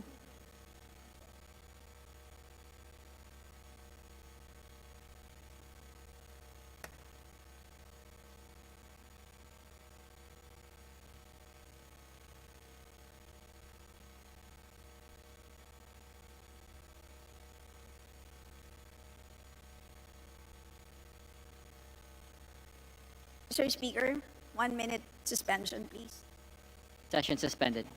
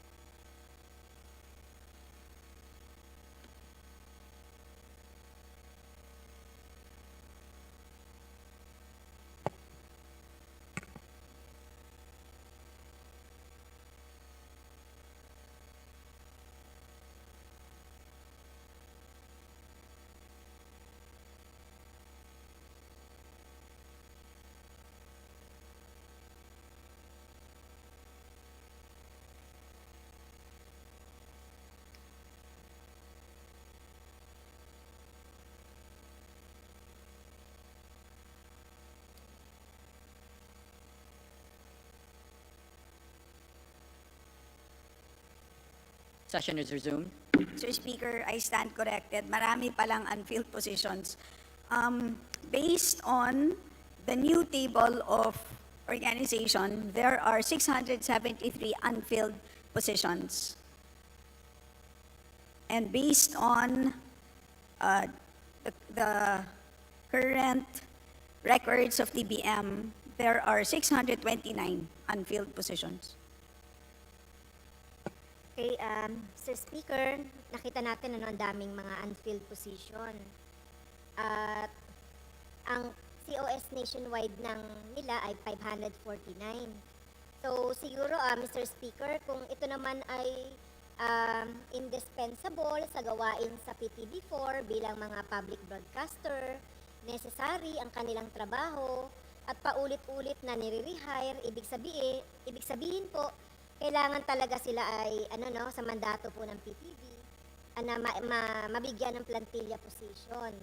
So katulad nga na nabanggit ng ating sponsor, there are 80 na 5 years and above na. Ito yung mga anchors, editors, production people, makeup artists, janitor, etc. na more than 5 years na. Tsaka yung mga mahalagang mga trabaho or mga empleyado dito sa PTV4. So, sumasang-ayon ba yung ating sponsor at management ng PTV4 na ma-fill up na itong mga position na ito, Mr. Speaker? Mr. Speaker, kami po ay 100% in agreement with the Honorable Franz Castro. Talagang kung pwedeng i-fill up yan, ay gagawin as soon as possible. Ang problema nga lang po is pending pa po ang reorganization proposal before the GCG. So habang hinihintay po natin na aprubahan nila yan, ay hindi po tayo makapag-fill ng positions.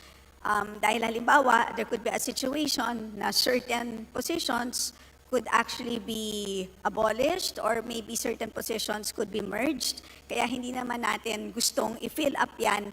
Malaman-laman natin later on ay baka kailangan natin tanggalin dahil yung position na yan ay mawawala.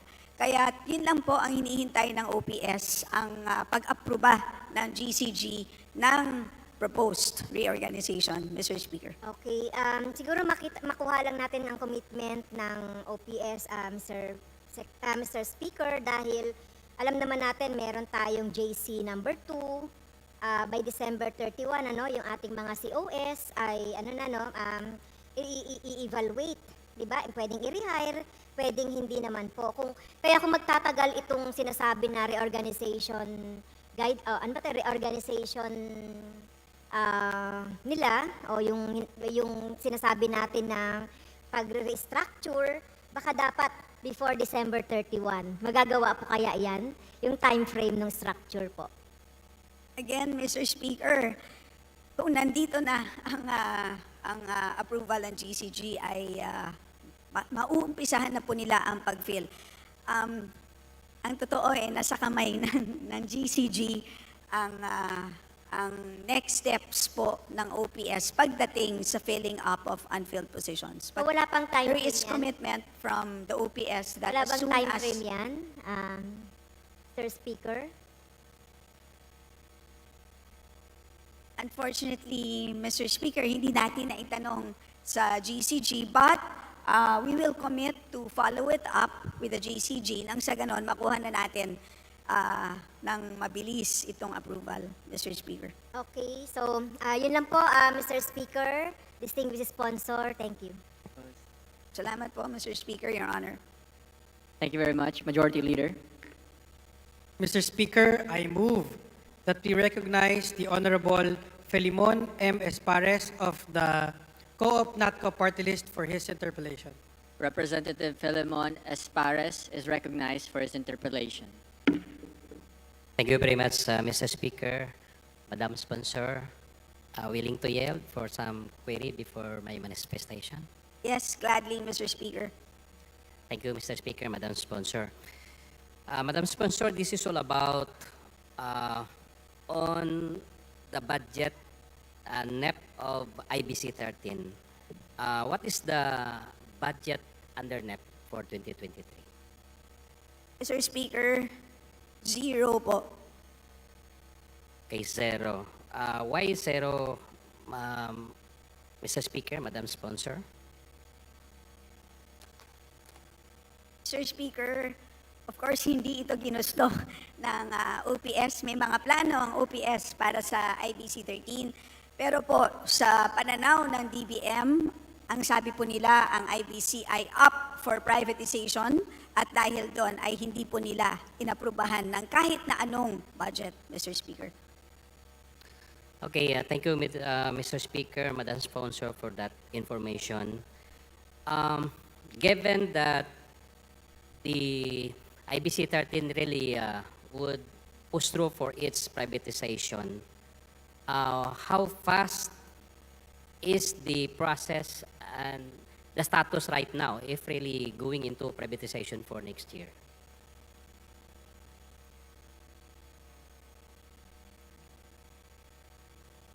Ang problema po ng agarang pag-privatize ng IBC ay meron pong isang legal problem which is in the charter of PTV4. And if I may, Mr. Speaker, quote section 12 of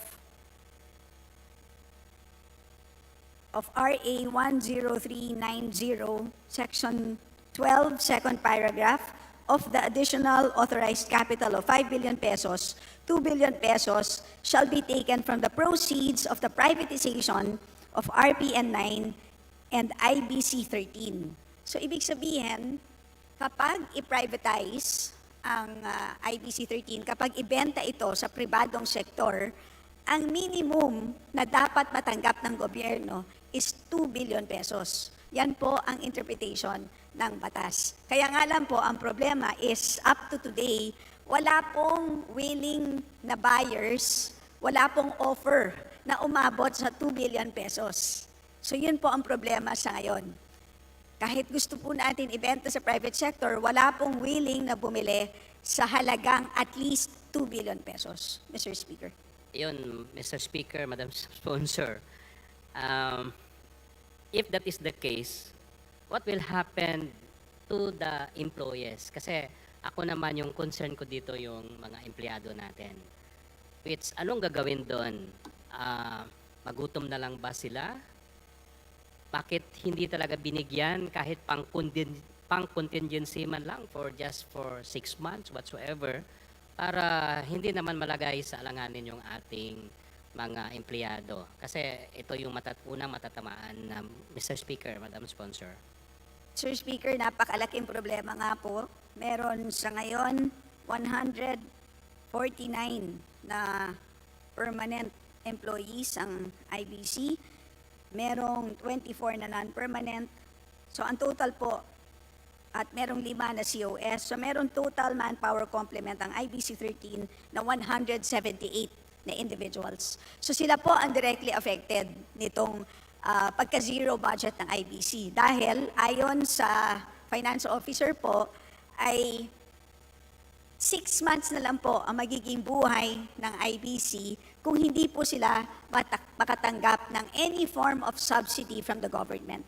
So in other words, 6 months na lang po ang magiging trabaho nitong 178 individuals kung hindi po makakatanggap ng budget ang IBC 13.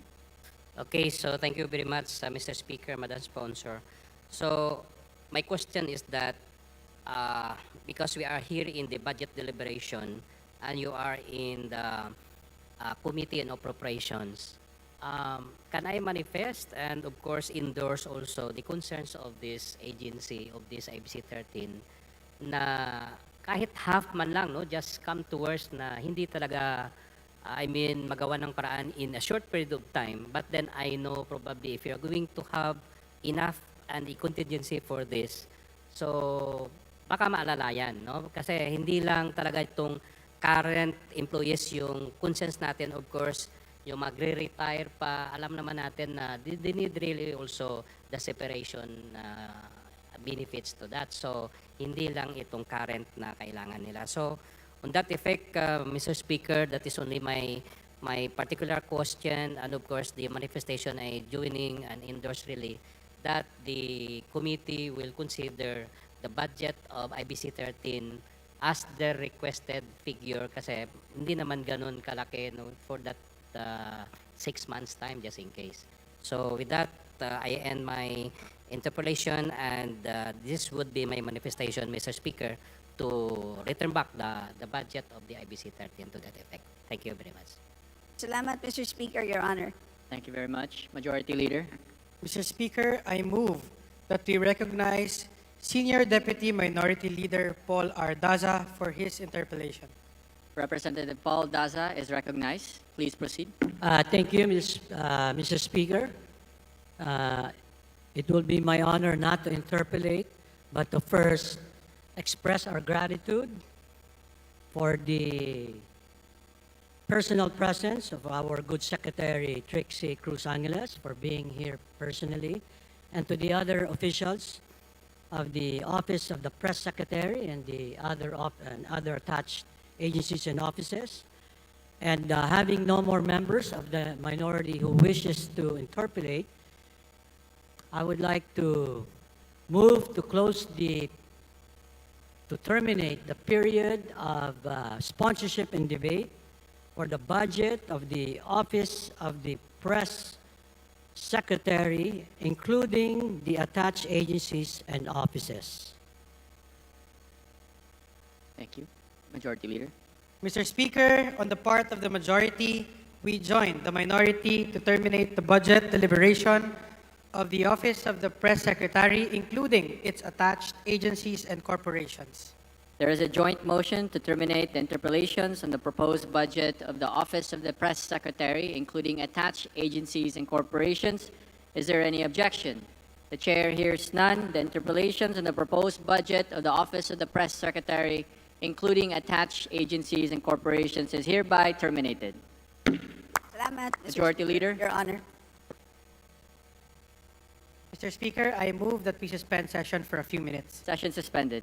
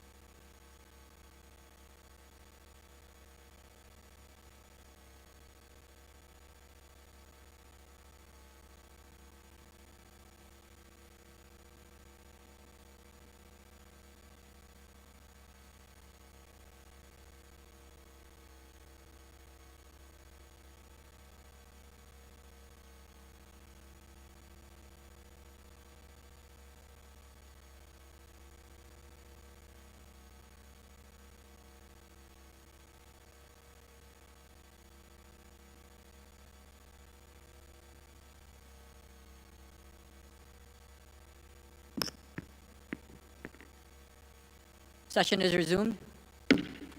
Majority Leader. Mr. Speaker, I move that we now proceed with the consideration of the proposed budget of the Department of Information and Communications Technologies, including its attached agencies. There is a motion. Is there any objection? The chair hears none. The motion is approved. Majority Leader. Mr. Speaker, I now move that we recognize the Honorable Luis Campos Jr. of the 2nd District of Makati for his sponsorship speech. Representative Luis and Campos of the 2nd District of Makati is recognized. Thank you, Mr. Speaker. Honorable colleagues, this representation is now ready to be interpolated on the budget of the DICT for the year 2023. Mr. Speaker. Thank you very much. Majority Leader. Mr. Speaker, I move that we recognize the Honorable Arlene Brosas of the Gabriela Party List for her interpellation. Representative Arlene D. Brosas of the party list Gabriela is recognized for her interpellation. Please proceed. Thank you, Mr. Speaker. Maraming salamat po. Sa ating good sponsor, maaari po bang magtanong, Mr. Speaker? Absolutely, Honorable Brosas. Yes, first po sa questions ko, sa Starlink po ito, no? Mr. Speaker, with the passage of the RA 11659 or the amendments to the Public Service Act, the telecommunications sector is now open to 100% foreign ownership. Is this correct, Mr. Speaker? That is correct, Mr. Speaker. Now, given such full-scale liberalization of the telecom sector, maaari po bang malaman kung sino-sinong foreign companies na ang nagpahayag ng interes na pumasok at mamuhunan sa telecom industry, Mr. Speaker? Mr. Speaker, isa pa lang po ang nagpapahayag ng interes, Starlink pa lang po, Mr. Speaker, Your Honor. Starlink pa lang, Mr. Speaker. So, isa sa mga naiulat ay ang pag-aproba ng Provisional Certificate of Accreditation sa Starlink na kumpanya ni Elon Musk, isa sa pinakamalaking bilyonaryo sa buong mundo. Sa pagbibigay po ng Provisional Certificate, ano-ano po ang mga pribilehiyo na naigawad sa Starlink, Mr. Speaker, Mr. Sponsor?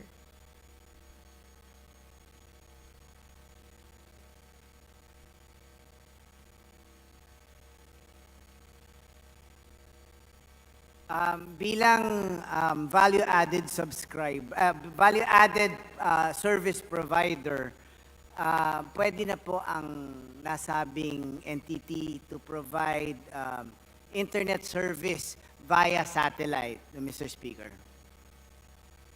Internet service via satellite, Mr. Speaker, halimbawa, pwede na ba silang magtayo ng broadband facilities dito, Mr. Speaker?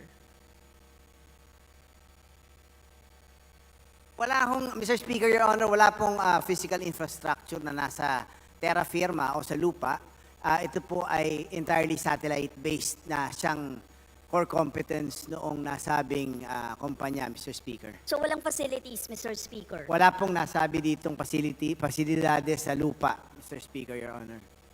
Okay, Mr. Speaker. So yun po, ang kasalukuyang itsura ng operations ng Starlink sa bansa. Naka-satellite siya, Mr. Speaker. Okay, lumalabas po sa balita, inaprubahan ang Certificate of Registration sa loob lamang ng 30 minuto. Ibig sabihin ba dito ay wala nang naging pagsiyasat sa capability at cyber security risks sa pagpasok ng Starlink, Mr. Speaker? Ang katunayan po niyan, Mr. Speaker, Your Honor, matagal na po ang pagsisiyasat tungkol sa nasabing kumpanya dahil nga maselan po because of the delicate and sensitive nature of the industry. Matagal na po na siniyasat yan and ang nasabing entity po ay nag-resubmit ng kanilang application. It is the resubmitted application that was already approved immediately, Mr. Speaker.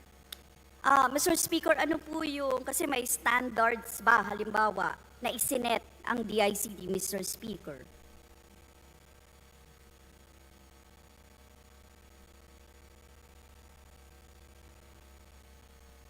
Mr. Speaker, Your Honor, as always, there are standards to be followed in accrediting any provider of services, of utilities. Ano?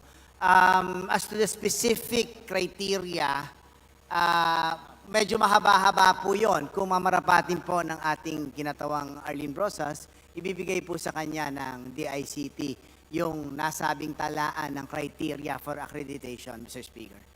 Mr. Speaker, hindi po ba pwedeng isa-isahin? Masyado mahaba. Mr. Speaker, is this contained in a memo circular or any form of issuance, Mr. Speaker?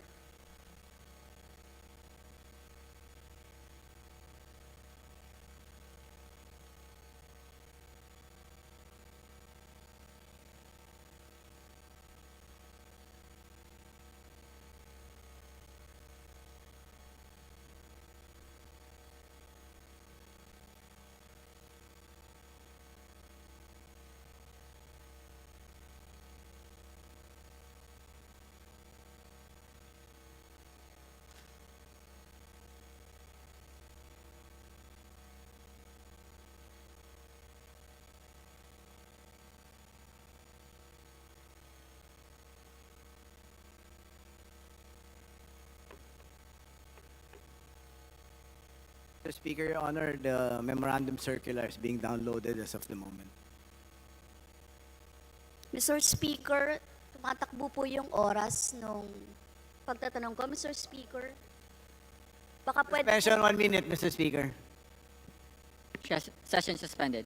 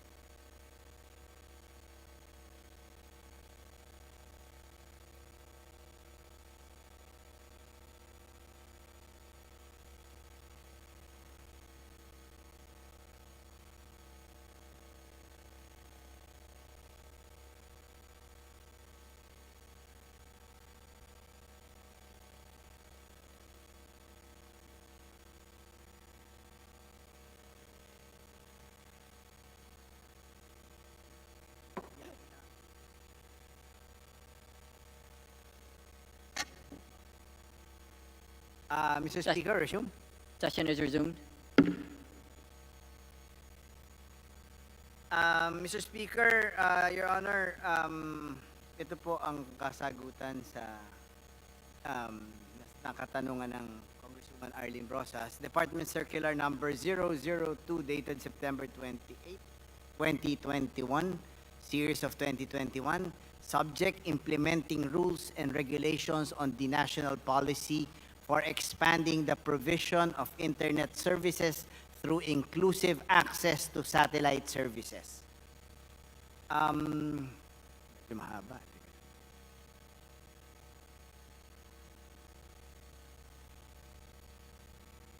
34 pages po yung criteria. So,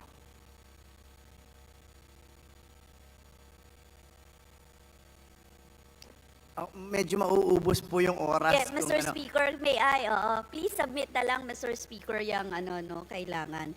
Tapos, Mr. Speaker, I'm sure you're familiar, distinguished sponsor, sa Section 26 of the Public Service Act Amendments, Sa Section 26, Information Security, persons and companies engaged in the telecommunications business shall obtain and maintain certifications from an accredited certification body attesting to compliance with relevant ISO standards on information security as prescribed by the DICT.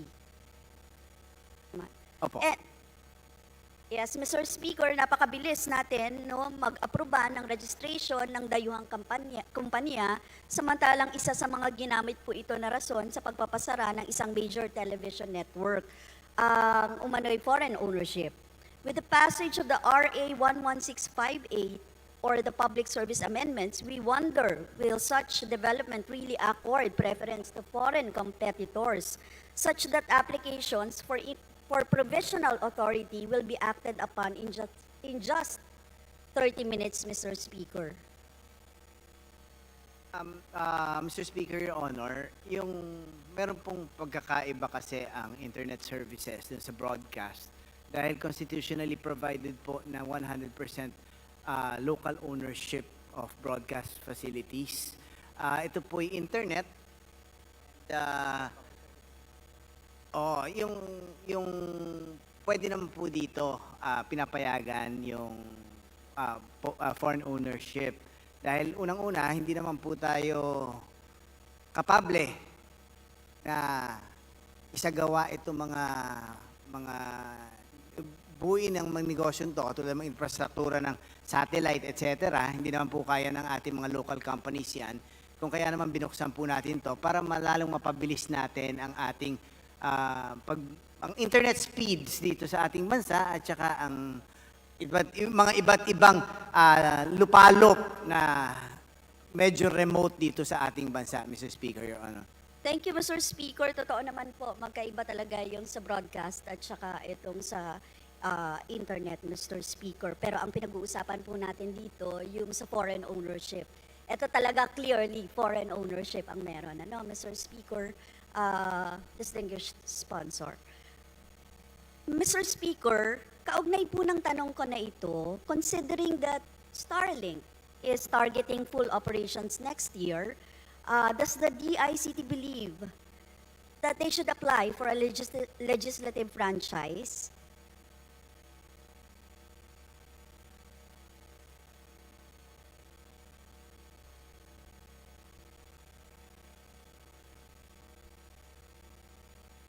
Mr. Speaker, Your Honor, there is no need for a congressional franchise because of the EO issued by the President in 2021.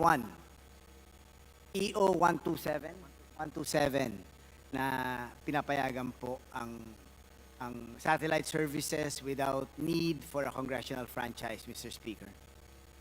So, Mr. Speaker, so far, walang franchise bill for Starlink. Wala po, Walang Mr. plano. Speaker. Mr. Speaker, inote lang natin in Section 4 of Public Service Act Amendments, it retains the provision of the Commonwealth Act. Nothing, I quote, nothing in this act shall be interpreted to diminish, limit, or restrict the authority of Congress from granting franchises to public services as may be provided by law. Any franchise or certificate necessary for the operation of a public service shall be granted by Congress unless otherwise previously delegated by law to the relevant administrative agencies. So ang sinasabi niyo po, ang batayan ay ang Executive Order 127 lamang, Mr. Speaker. Mr. Speaker, Your Honor, that is correct. But if I may add, Mr. Speaker, the entity securing providing a service may not be prevented from applying for a legislative franchise. It is only at this point that because of the EO 127, they are not required to do so, but they are not prevented from applying for one, Mr. Speaker. Yes, precisely, Mr. Speaker, pinaluwag ng Duterte administration yung ganyang kaganapan, Mr. Speaker. Anyway, lastly, Mr. Speaker, tungkol dito sa topic na ito, what is the assurance of supposedly lowering internet subscription fees and improving the still painfully slow internet service in the country with the entry of foreign players? Ano pong assurance natin dyan? Mr. Speaker, this representation has consistently been an advocate of faster internet speeds. The NTC knows that. And from last budget cycle, 3 budget cycles ago, internet speeds have improved dramatically in our country. But I do submit that there is still much room for improvement. And because of the increased competition in providing internet services, a natural offshoot of this would be market-driven demand for faster internet service providers, Mr. Speaker, Your Honor. So, Mr. Speaker, may assurance tayo na mas bibilis pa talaga sa mga susunod na panahon.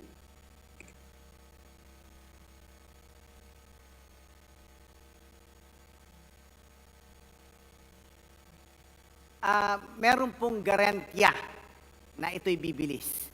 Para sa Starlink po, ang minimum internet speed nila ay 100 Mbps. Guaranteed po nila yan, Mr. Speaker, Your Honor.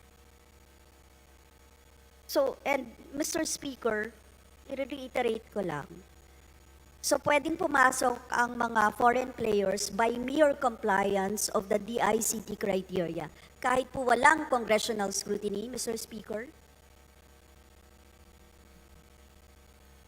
Basta po pumasok doon sa ambit ng EO 127, pwede po sila na mag-provide ng internet services dito sa ating bansa, Mr. Speaker, Your Honor. So, yun, Mr. Speaker, papayagan dahil may Executive Order 127.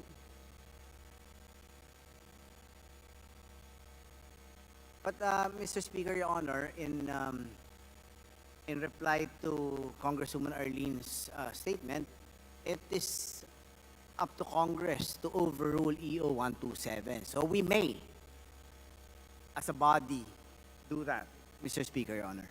Thank you, Mr. Speaker. Maraming salamat, Mr. Speaker, kasi tayo po sa Kongreso ang may kapangyarihan dapat no, na mas scrutinize, lalong-lalo na yung mga pumapasok na foreign players dito sa ating bansa, di ba, Mr. Speaker? Para fair po tayo, no, na sa pag-alam. Kung sa local nga po, sa franchise tayo ay nag-scrutinize eh. Bakit po dito sa mga foreign players hindi natin gagawin, Mr. Speaker? Anyway, Mr. Speaker, sa series po, next series ng question ko, ito po ay tungkol sa Safe Spaces Act. Mr. Speaker, Section 10 of the Safe Spaces Act states that the PCW, DILG, DICT shall be the national bodies responsible for overseeing the implementation of this act and formulating policies that will ensure the strict implementation of this act. Nasa IRR din ng nasabing batas na co-chair ang DICT sa oversight mechanism na pagpapatupad ng Safe Spaces Act. Now, may we know ano na ang nagawa ng DICT bilang co-chair, Mr. Speaker?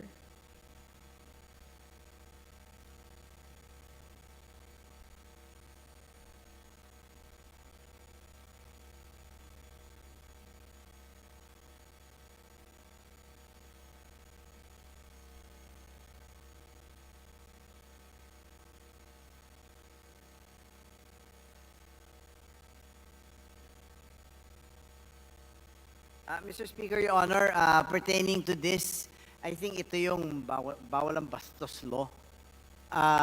Ang CICC po ay nag-outreach na ng mga seminars. For the last 2 years, they have been implementing an outreach program, barangay-based to educate people regarding this, Mr. Speaker, Your Honor. Mr. Speaker, sinasabi dun sa IRR, outreach seminars lang, ang sinabi ninyo. Mr. Speaker, distinguished sponsors, sinasabi sa IRR, the oversight mechanism should meet twice a year. Ngayon, ang tanong po, nakapagpulong na ba ang Safe Spaces Oversight Body ngayong taon? At ano-ano po ang mga rekomendasyon ng DICT dito, Mr. Speaker? Mr. Speaker, Your Honor, ang chair po, hindi ako nagkakamali, nung body ay DILG, not DICT. So, hindi po incumbent sa DICT na magtawag ng oversight committee meeting, Mr. Co-chair po kayo, Mr. Speaker. Co-chair. Co-chair po ang sinabi ko kanina. Kung co-chair po kayo, meron pong sinasabi sa IRR na dapat may mechanism yung oversight na mag-meet twice a year. 2 beses sa isang taon. Ngayon, ang tanong ko po, nakapagpulong ba ang Safe Spaces Oversight Body ngayong taon? Tapos nakapag-recommend ba ang DICT na opisina kaugnay dito sa Safe Spaces Act, Mr. Speaker, distinguished sponsor? Mr. Speaker, maraming salamat kay Congresswoman Arlene for bringing it to the attention of the agency. The DICT will coordinate with DILG to enable the oversight functions of the body, Mr. Speaker. Mr. Speaker, sagutin niyo po yung tanong ko. Nagpulong ba o hindi nagpulong? Yun na po yung tanong ko eh.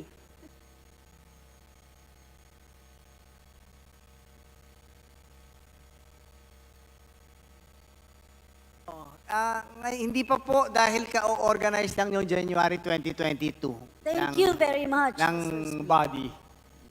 Thank you very much, Mr. Speaker. Now, yung second ko pong tanong, may alokasyon ba ang DICT sa 2023 budget para sa pagpatupad po ng mandato ng Safe Spaces Act, Mr. Speaker?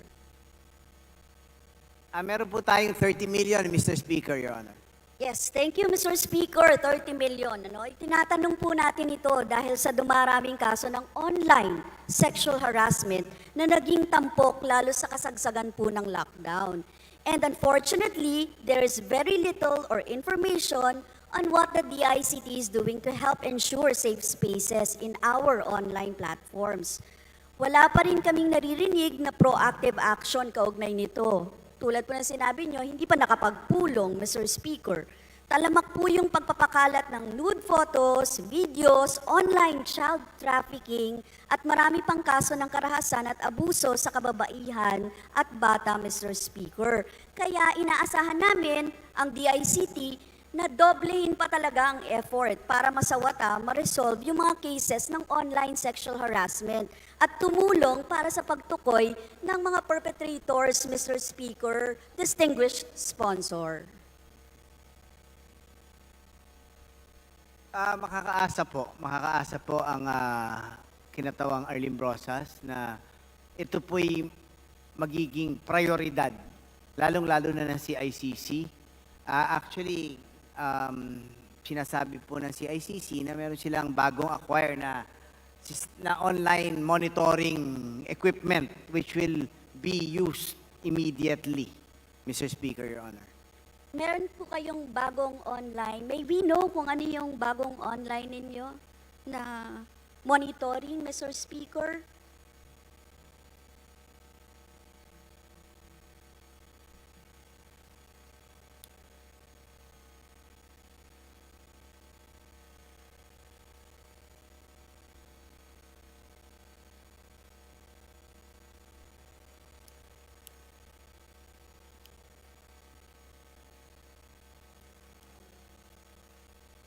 Yan, meron pong online, Mr. Speaker, Your Honor, meron online sexual abuse management monitoring system. So specific po yan. Thank you, Mr. Speaker. Yun lang po. Please do help ensure safe spaces in our online platforms. Maraming salamat po, Mr. Speaker. Maraming salamat sa ating distinguished sponsor. Thank you po.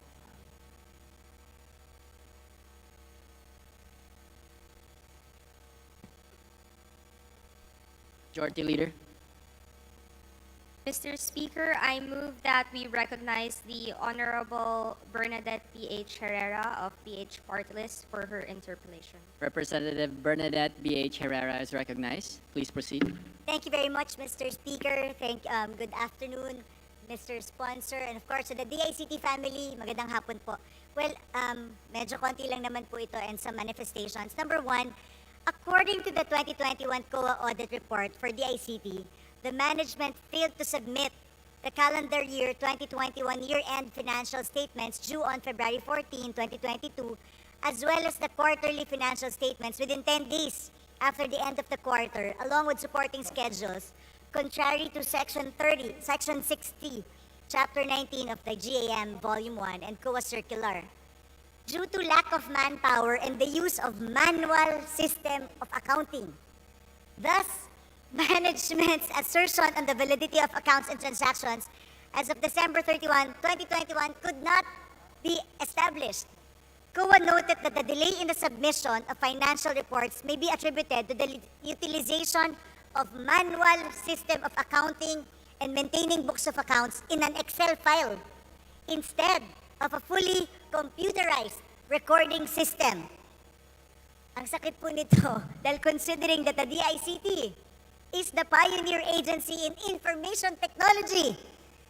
Apaka-ironic po na ang DICT po ang gumagamit ng manual system at hindi fully computerized. I would just like to put that on record at ako po ay umaasa sa leadership ng bagong sekretary.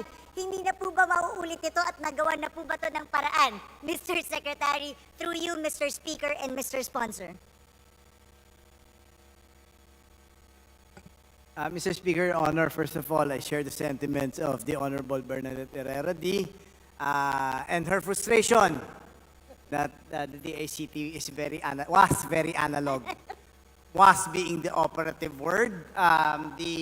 The Honorable Secretary, Ivan Oy, has already issued a department order enabling full digitalization of its internal processes, Mr. Speaker, Your Honor. Maraming salamat naman po kung gano'n, Mr. Speaker. Baka pwede nyo padala na lang po yung opisina namin ng memorandum order na to para naman gumaan-gaan yung pakiramdam ko na yung ICT office natin ay digital na at hindi manual. Another reason na sinasabing excuse for failing to submit is the lack of personnel.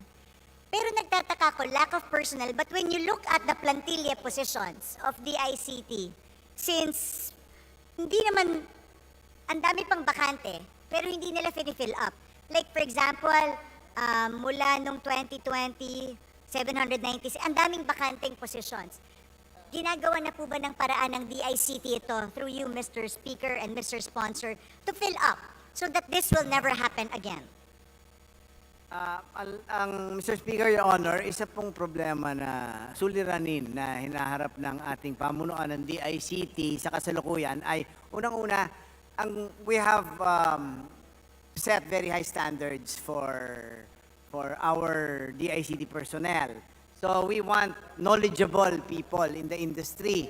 Ang sweldo po ng ating pamahalaan ay hindi competitive with the private sector. Kung kaya naman medyo mabagal yung pagkuha ng personnel, kailangan po ang magiging lingkod bayan ay handang magsekripisyo para sa bayan, di po ba? So, nandiyan po tayo sa estadong yan, Mr. Speaker, Your Honor. Thank you, Mr. Speaker and Mr. Sponsor. Kaya po umaasa ako with the leadership of Secretary Ivan. Maayos po sana natin ito. And maybe let's put that on record because ICT is a highly competitive industry. So siguro baka mapag-usapan natin dito sa Kongreso on how we can also adjust because it's very important that we put competent people para nang sa ganon makasabay tayo sa industriya. So I just like to put that on record, Mr. Speaker, Mr. Sponsor. Tignan natin kung anong pwedeng amendment ng batas na ipasa natin in order to aid our ICT department, Mr. Speaker, Mr. Sponsor. Definitely, Mr. Speaker. Thank you. My next, I'd like to focus again on the spectrum users fee na ngayon siguro nasa 20 billion na as of the moment because as of December 2021, it is 15 billion 326,778,000. So ngayon nasa 20 billion na yan. At laging sinasabi ng DBM, hindi nila mabigyan ang DICT kasi wala siyang konkretong plano doon sa free wifi natin dahil nakaangkla. Isa po ako sa may batas na author ng free wifi law. At lagi ako nalulungkot dahil sabi ko nga, I'm proud to be an author of the free wifi law. But I'm not proud because wala naman pong signal yung free wifi natin. Libre nga, wala naman pong silbi. And this is supposed to be for the free wifi law, yung ating spectrum users fee na hindi natin nagagamit. Meron na po bang master plan ngayon dahil nandiyan na po ang ating bagong administrasyon and I'm looking forward. Are we already drafting the master plan for the free Wi-Fi? Mr. Speaker, Your Honor, in the previous budget cycle, na-raise na rin po yan na kailangan ng special provision sa GAA para ma-access ng tama ng DICT yung spectrum users fee. Dahil kailangan po yun. Kailangan specific yung use ng pera. Kung kaya naman po, meron na po ngayon na special provision number 1 of DICT's budget for fiscal year 2023, appropriating 2.5 billion pesos from the spectrum users fee for free public internet access fund.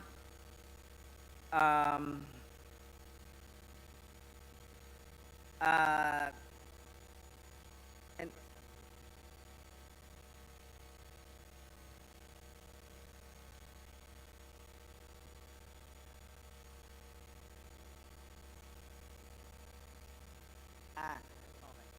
yun nga, nung dati, nawala yung provision doon sa budget na iyon, sa paggamit ng budget na iyon for infrastructure.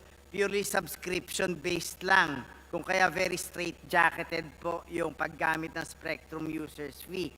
Dito po sa special provision na ito, na ibalik na, and I quote, the purposes of the FAIAP shall include providing ICT infrastructure, including but not limited to backbone, middle mile, and last mile ICT infrastructure, as well as construction of towers, data centers, assets, and services, as may be determined by the DICT to achieve internet Wi-Fi connectivity in public places and SUCs. Mr. Speaker, Your Honor. Mr. Speaker, Mr. Sponsor, thank you very much for that because I would like to manifest na tinanggal po kasi, nilagay po natin yan noong 2022 special provision, pero hindi ko po siya nakita sa 2023 NEP. So I'd like to manifest and I hope I can get the support of the sponsor and all my rest of my colleagues na maibalik po natin ang special provision na to para ma-unclog natin yung spectrum users fees at magamit na po natin at maging makatotohanan yung free Wi-Fi natin to include infrastructure, data centers, at hindi lang po puro subscription-based. This was the weakness of the law that we passed in Congress. That's why I also filed the bill para to really unclog this. Para hindi lang siya palagi special provision, pero ganap na batas na. So I'd like to put that on record, that the special provision that was read by our sponsor be put sana po sa ating 2023 GAA. Mr. Speaker, Mr. Sponsor.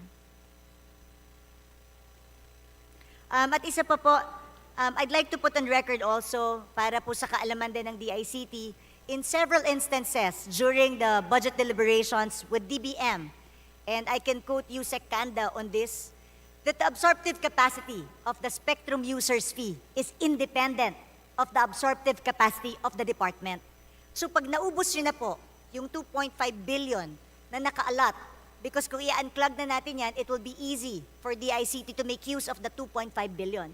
So once we unclog that one, because of the special provision, at any time of the year daw po, pag naubos na ito, pwedeng gamitin muli para magtuloy-tuloy ang ating, para maubos na natin at magamit natin lahat, yung regional rings natin, yung ating Starlink and all that, ay magkaroon ng kasakatuparan. I would just like to know, Mr. Speaker, Mr. Sponsor, if DICT is aware of this? Yes, absolutely, Mr. Speaker, Your Honor.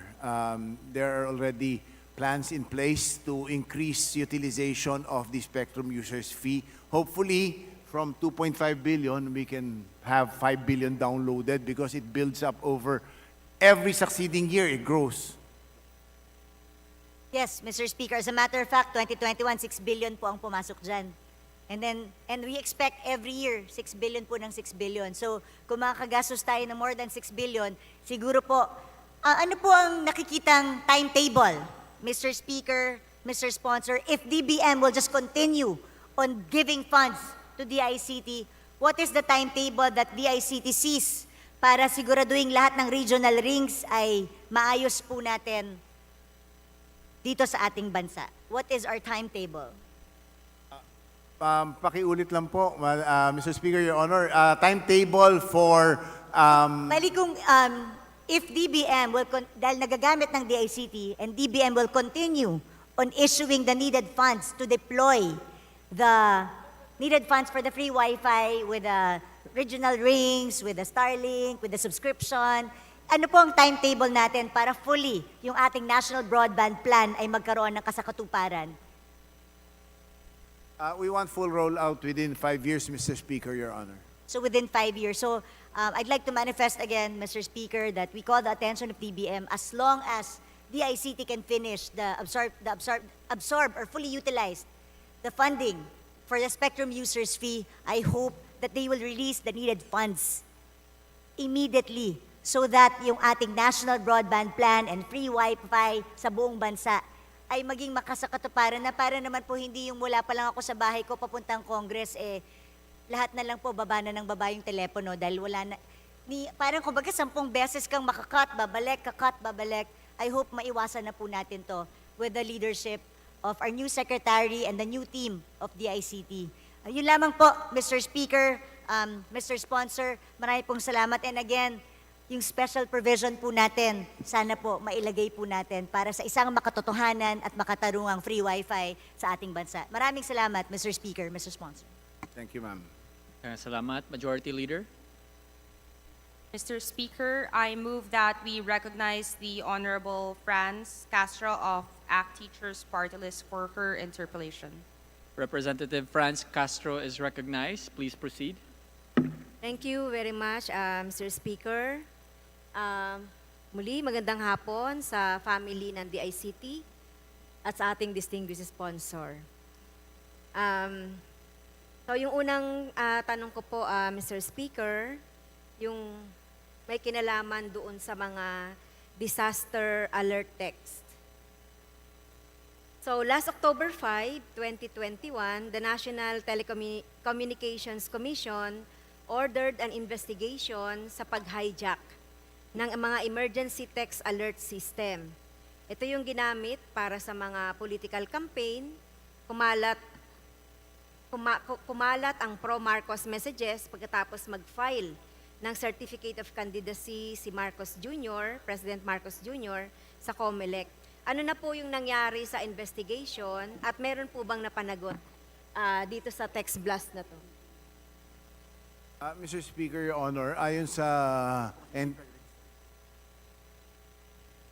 po sa NTC, yan pong mga text blast equipment na ginamit dyan ay smuggled. Wala pong SIM card registration, kung kaya naman medyo nahihirapan pong matuntun kung sino po ang mga perpetrators ng nasabing katiwalian, Mr. Speaker, Your Honor. Okay, so ang ibig sabihin po ay walang nangyari sa investigation, Mr. Speaker. Ongoing po ang investigation at pinipilit po natin na suportahan yung SIM card registration para matuntun po ang mga irresponsableng gumagamit ng text at mass texts. Parang ano to, no, Mr. Speaker, parang text blast. Yes, ma'am. Ang nangyari na ibig sabihin ang ginamit dito na system ay hindi na detect ng NTC o kahit man lang nung ating kung may NBI diyan or whatever. So gaano po ba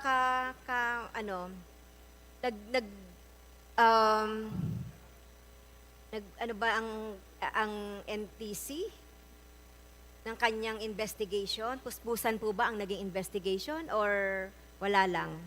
Paano po ba ang ginawa ng investigation dito, Mr. Speaker?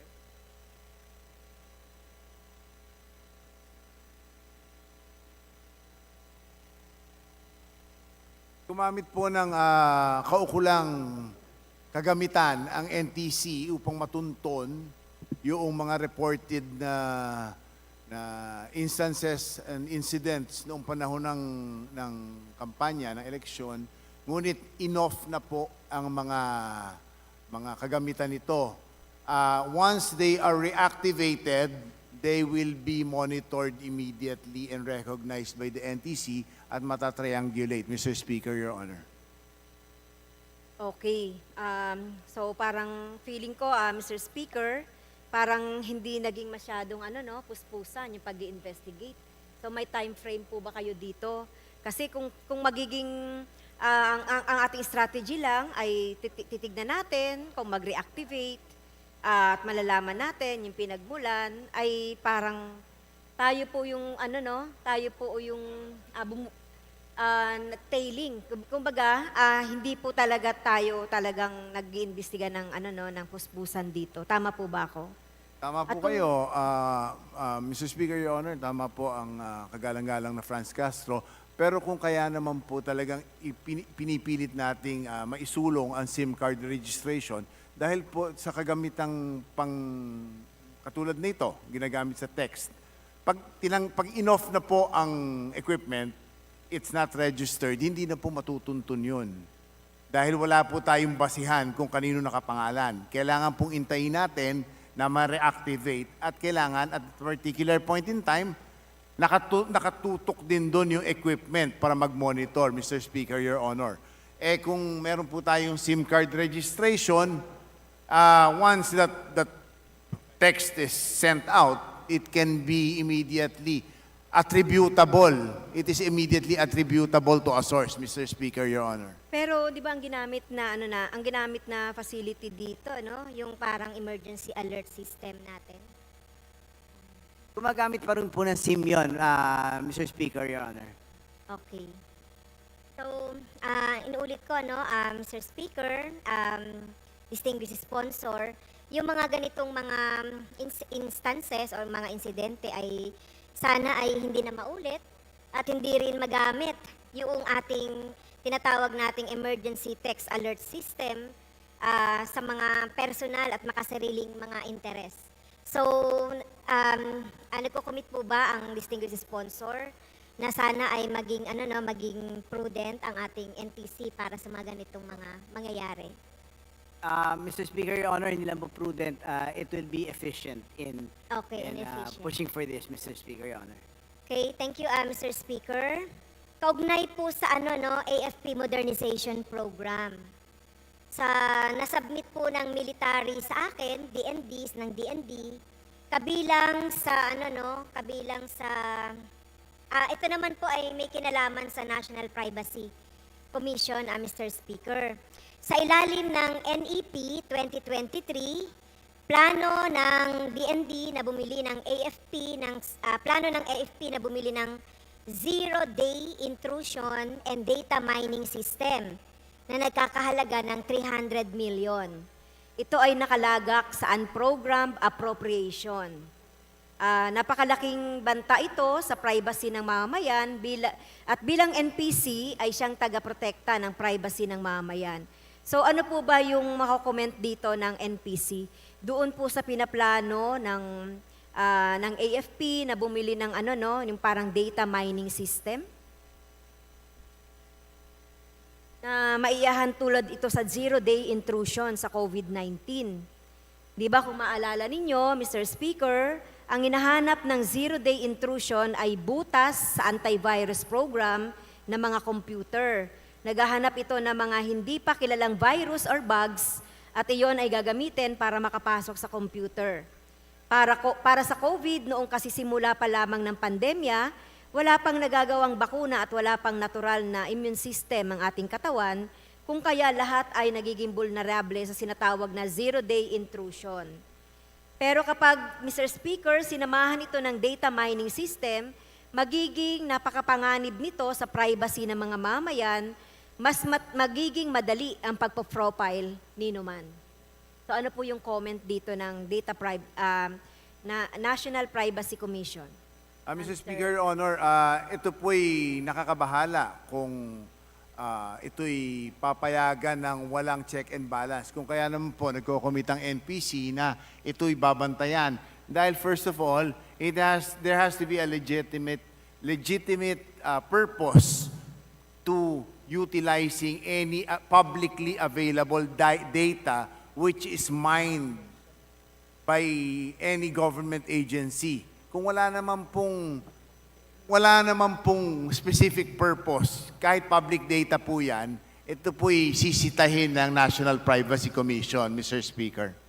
So wala po kayong alam dito sa pinaplano ng ng AFP dito sa binabalak nilang bilhin or binabalak nilang i-purchase na 300 million na GHQ zero-day intrusion and data mining system.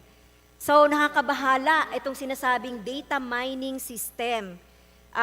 Ngayon ko lang nakita ito dahil na-relate ko ito dito sa DICT. So wala po kayong kaalam-alam dito sa plano ng AFP na to at hindi kayo nakonsulta? Mr. Speaker, distinguished sponsor, ang DICT. Again, nakakabahala po yan, pero ang katunayan yan ay plano lang po siguro yan ng AFP dahil at any given time, any data processing activity by any government agency has to have the clearance of the National Privacy Commission, Mr. Speaker. Yes, tama po Mr. Speaker, distinguished sponsor, plano nga lang po ito at nasa unprogrammed appropriation. Pero alam naman natin, di ba, sa mga unprogrammed appropriations ay mas madalas napopondohan din ito. Pag nagkakaroon na ng pagkakataong mapondohan, nakikita naman natin sa BSF natin na talagang enough naman yung pondo. Kaya tiyak na mapopondohan ito at kailangan natin itong kailangan natin tong pag-aralan at kailangan natin tong tiyakin na hindi ito makakasagka dito sa profiling ng mga kababayan natin, tayo mga mamamayan at makakaapekto doon sa karapatan ng bawat mamamayang Pilipino sa data privacy. The National Privacy Commission takes note of the concern of the Honorable Franz Castro. Yes. Ang inaasahan ko dito, Mr. Speaker, baka later on matanong ng DICT o ng NPC, ano tong pinaplano ng AFP na to at ng DND at makuha ko yung investigation na gagawin, Mr. Speaker. At makukuha din ng ng Committee ng Appropriation at ng kapulungan ito. Mr. Speaker, Your Honor, if the AFP does push through with this plans to purchase said equipment, it has to notify by law. They have to register their system by law with the NPC, Mr. Speaker, Your Honor. Okay.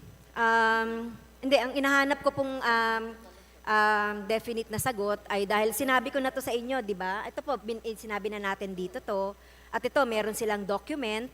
Pwede rin ko kayong bigyan ng document na binigay ng AFP sa akin at matanong nyo rin kung ano ba itong pinaplano ng AFP na data mining system na ito. At makakuha tayo ng report from that initial investigation para ang taong bayan ay makampante rin na walang pinaplano ang AFP, ang DND kaugnay noong pag-intrude doon sa privacy ng mga mamamayan, Mr. Speaker. Mr. Speaker, Your Honor, since the concern of the Honorable Franz Castro has been raised in plenary, the NPC will gladly receive the said documents and raise it with the DND, Mr. Speaker, Your Honor, as basis. Okay, maraming salamat po for that for that answer. Okay? Next topic ko po, Mr. Speaker,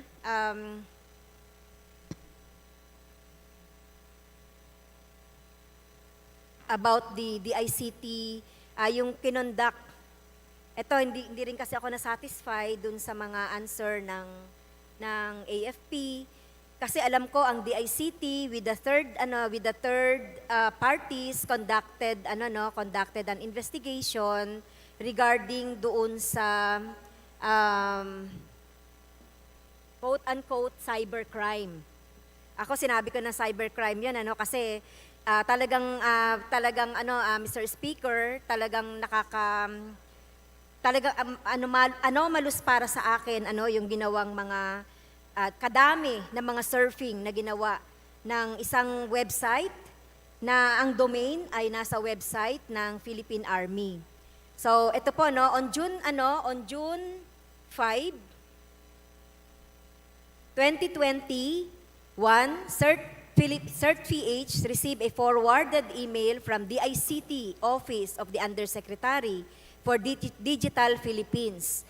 The email is about the investigation request by Bulatlat and Altermedia, People's Alternative Media Network, on the alleged DDoS attack to Bulatlat website. Bulatlat Altermedia reported that vulnerability scan against their website were traced to a machine with IP address belonging to the DOST key room. Bulatlat Altermedia's third-party and hosting provider found another IP address within the firewall machines that has a service port registered to Siones Junior at army.mil.ph, which is under the official domain and website of the Philippine Army. Alam na ba ito ng DICT kung sino itong sinasabi nating website na ito na ACEP CIONEC Junior at army.mil.ph? Ito ay galing mismo sa official domain at website ng Philippine Army.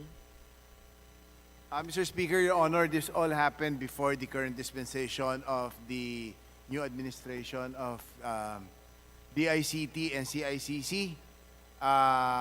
I can attest to, this was raised already by the Honorable Franz Castro prior, because I was also the one handling the budget of the DICT.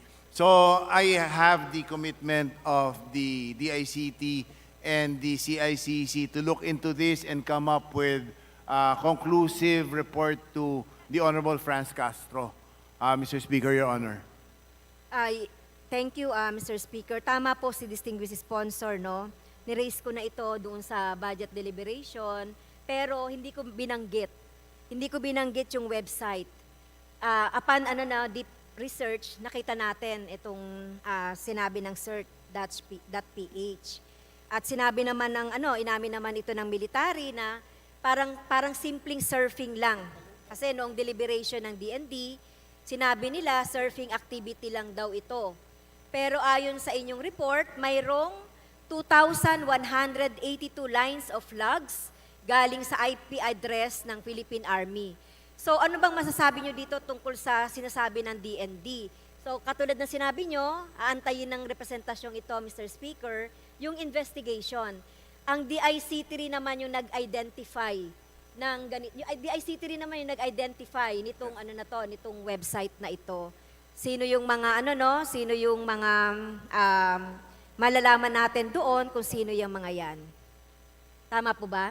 Tama po, Mr. Speaker, Your Honor, ang DICT po ay makikipanayam kay Congresswoman Franz Castro to get the material from her just in case that the material left by the previous administration of DICT is incomplete, or her version might be more complete, so we can have a more credible and faster investigation, Mr. Speaker, Your Honor. And last question, Mr. Speaker, ano yung magagawa ng DICT para protektahan ang mga mamamayan, kasama ang media, laban sa cybercrime na ito? Makikita natin, DND pa naman ang gumawa ng cybercrime na laban sa mga media websites. Ano po yung proteksyon na magagawa ng DICT laban sa mga media websites at mga individual na mga mamamayan? Sa ngayon po ay binuo na ang triumvirate ng DICT. Meron pong Cyber Security Bureau, Cybercrime Investigation Coordinating Center, at ang NPC. Ito pong tatlong ito ay under the current leadership of the DICT are tasked to look into anything of that concern and implement appropriate action to counter it, Mr. Speaker, Your Honor. Okay, follow up to that question. Andyan pa rin po ba yung yung Office of the Undersecretary for Digital Philippines? Nasa DICT pa rin po ba? Yung Office of the Undersecretary for Digital Philippines. Undersecretary for E-Governance na po yun ngayon. It has been, the nomenclature has been changed, Mr. Speaker. Okay, so ang sabi ninyo, yung magpoprotekta sa mga media websites ng tinutukoy ko na pag-intrude dun sa kanilang sa kanilang mga website ay iba na. Ano na nga po ba 'yon, Mr. Speaker? CICC po, Cybercrime Bureau, and of course, we have the National Privacy Commission, which is an attached agency as well. Okay, thank you, Mr. Speaker. Inaasahan ng kinatawang ito, no, yung investigation na gagawin at report, pati na rin yung sinabi ko kanina, no, yung tungkol doon sa pag-hijack ng ating emergency text alert system. Thank you, Madam. Yes, with that, Mr. Speaker, I end my interpellation. Thank you, Honorable Luis Campos. Thank you po, Mr. Speaker, Honorable Franz Castro. Thank you, Congresswoman Franz and Mr. Sponsor, Majority Leader. Mr. Speaker, I move that we recognize the Honorable Raul Manuel of Kabataan Party List for his interpellation. Representative Raul Daniel Manuel of Kabataan Party List is recognized. Magandang hapon, Mr. Speaker, at sa ating buting sponsor. Before I proceed to my questions that are related to the budget and the operations of the DICT, gusto ko lang pong mag-manifest related dun sa isang topic na napagtalakayan din kanina, yung tungkol sa Starlink. Mainam na ma-probe ng Kongreso kung paano ba talaga nagpo-provide ng service yung Starlink at paano din siya nagkakapareho dun sa iba pang mga internet service providers. Given na yung mga internet service providers na ito, kagaya ng PLDT, Globe, Dito, tsaka Converge, they see Starlink as a competitor. In fact, ay nanghihinga sila ng government subsidy para daw ay makapag-compete sila kapag naging fully operational na yung Starlink. Ibig sabihin, kung dumaan sa congressional franchise or nag-seek ng congressional franchise ang ganitong mga entities, dapat din nating suriin, no? Kung dapat din na dumaan din sa parehong proseso yung Starlink. We have to consider kung na-bypass ba yung Kongreso dun sa pag-scrutinize nitong magiging operations ng Starlink.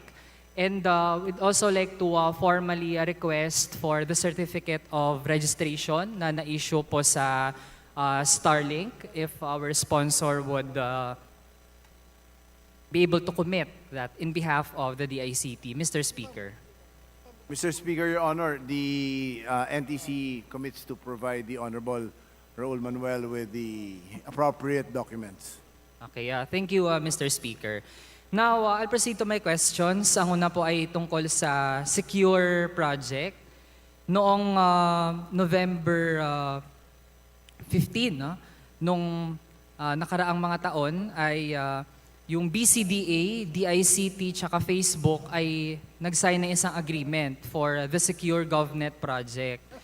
Nais po nating malaman kung ano na po ang updates dito. Kasi as of 2017, ang bagit po ng ating pamahalaan ay tinatarget na magamit na yung Luzon Bypass Infrastructure. Yun po yung cables na gagawin kasama yung Facebook, no? At magiging online na ito as of 2019. Yun yung target nung taong 2017. I would like to check how this is being utilized kung nandyan na po, Mr. Speaker. So far, Mr. Speaker, Your Honor, they've interconnected 981 government agencies and sub-agencies, pero kasalukuyan po, nire-rehabilitate po yung kable. By the end of the year, the DICT expects to have a near 100% completion of the bypass, Mr. Speaker, Your Honor. Okay. Mr. Speaker, pinangako nitong secure government project yung ultra high speed broadband infrastructure na i-connect daw yung internet hubs natin sa US tsaka iba pang mga bansa sa Asia. Kaso lang, Mr. Speaker, meron tayong concerns on this regarding data security. So ayun, mari pong ma-flash yung ating visual guide and para makita po yung magiging extent nung ano yung ginagawa ngayon ng Meta, yung mother company ng Facebook in terms of cables. Ayan. So, yan po yung final po, yun yung target for 2024 kung paano na nag-expand yung cables ng Meta. Ang concern po natin dito, Mr. Speaker, ay tungkol sa data security. Kasi kung sakali man na maging mabilis nga yung internet, pero magiging madali din for Facebook na mag-gather yung data natin tapos magamit yon for their profits. Kasi hindi lang yung data na connected sa Facebook at iba pang mga apps nila, pero lahat ng data na dadaan dun sa mga kable, pwede yung dumaan from Philippines papunta sa California kung saan naka-base yung Meta, Mr. Speaker. Mr. Speaker, Your Honor, wala pong pinagkaiba yung undersea cable ng Facebook, ng Meta, sa ibang undersea cables. So they're subjected to the same scrutiny, same standards, etc. And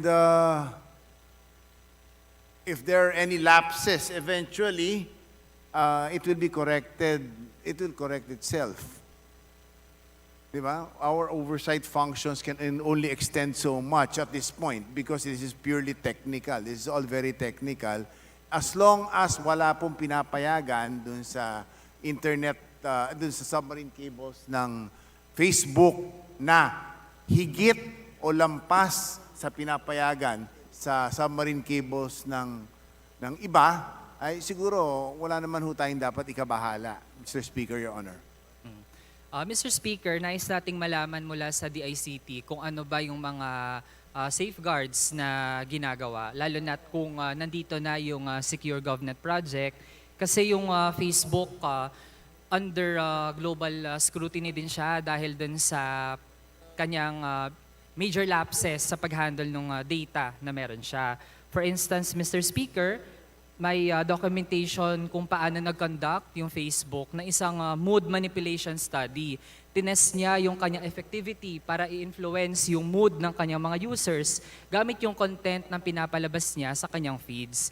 Dagdag din dyan, Mr. Speaker, yung Facebook tsaka yung Cambridge Analytica, may role din siya dun sa pag-influence ng voter preferences.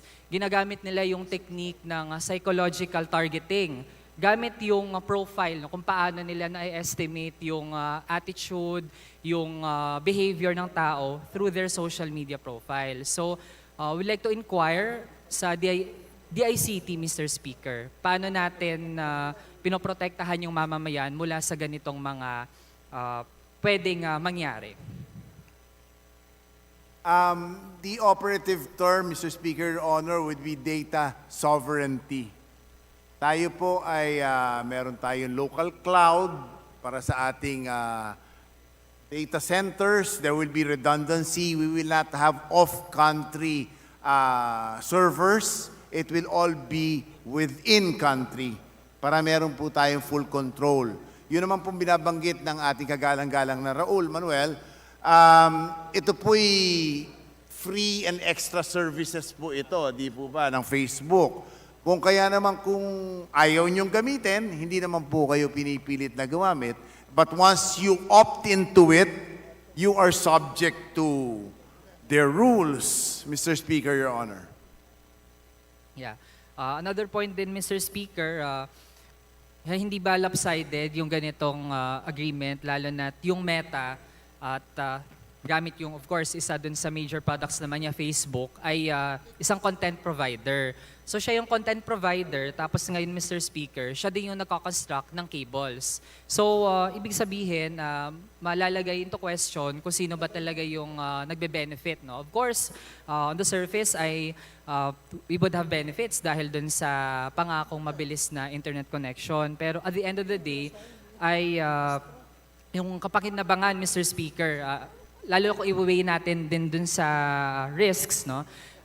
lalo na sa Pilipinas, di almost 100% ng ating mga kababayan ay merong Facebook accounts. Tapos, popular din yung mga apps na pinoprovide or nagsusubscribe yung mga tao dun sa mga produkto nitong Meta, Mr. Speaker.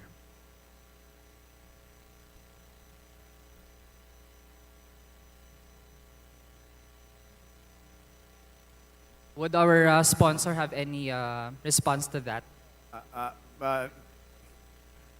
I didn't see any question, Mr. Speaker, but for the as added information, which may be useful to the Honorable Raul Manuel, the submarine cable na ng Facebook na nakalatag, meron po tayong, ang Philippine government ay binigyan ng particular bandwidth for its free use. I think 2 terabits yon.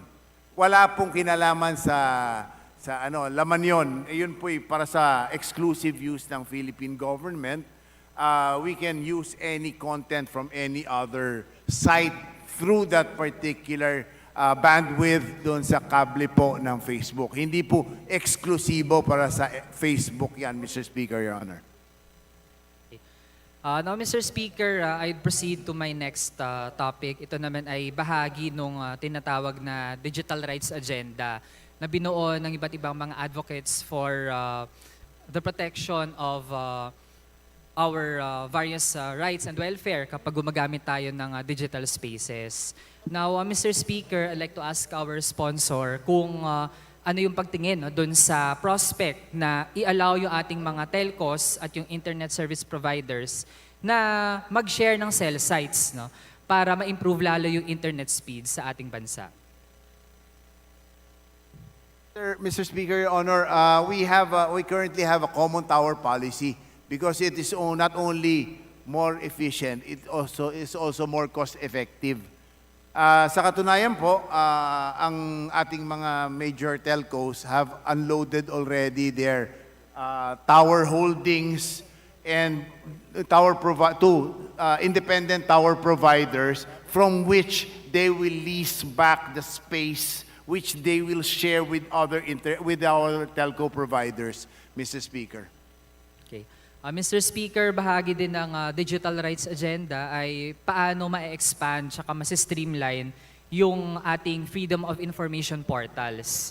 Lalo na't, syempre, dapat yung government data, yan ay abot kamay para sa ating mamamayan. Dapat public yung nature ng government data. So, ano yung ating mga pamamaraan para lalong maging accessible yung ganitong mga portals for the freedom of information?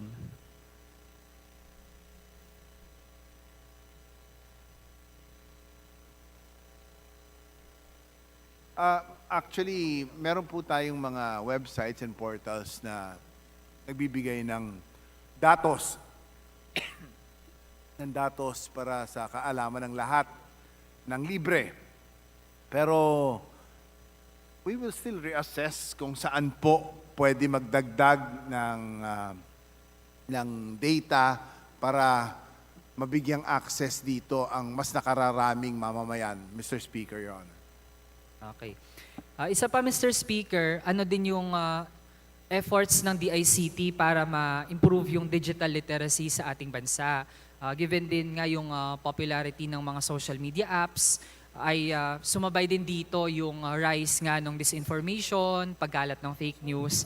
So, bilang ahensya na in charge dun sa pagtiyak na ang ganitong mga spaces ay hindi lamang safe, pero ito din ay hindi nagagamit para yung ating mamamayan ay makakuha ng mali-maling impormasyon o mga hindi makatotohanang pieces or content, Mr. Speaker. Ano din yung mga inisyatiba ng DICT para dyan? Meron po mga training programs ang DICT for both public sector workers and private sector workers for digital literacy at upang ma-safeguard din po dahil nga marami na pong kaso ngayon ng mga scam at saka panlilinlang gamit ang digital technology. Ito po'y nasa inisyatiba po ng DICT ito.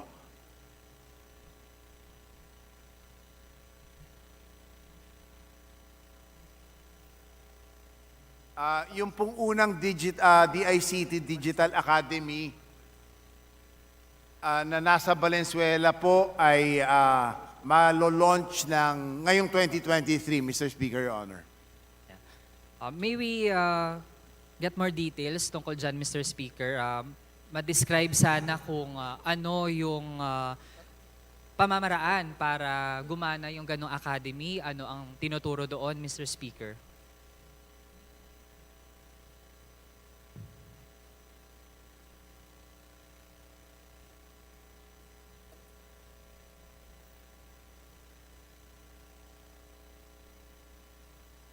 So may gradient po yan. Merong basic computer literacy, digital literacy programs na pwedeng i-download sa mga barangay level. Pero meron pong mas nakakataas na antas ng pagtuturo para sa upskilling po ng government and private sector employees para makahanap ng mas maiging mga trabaho.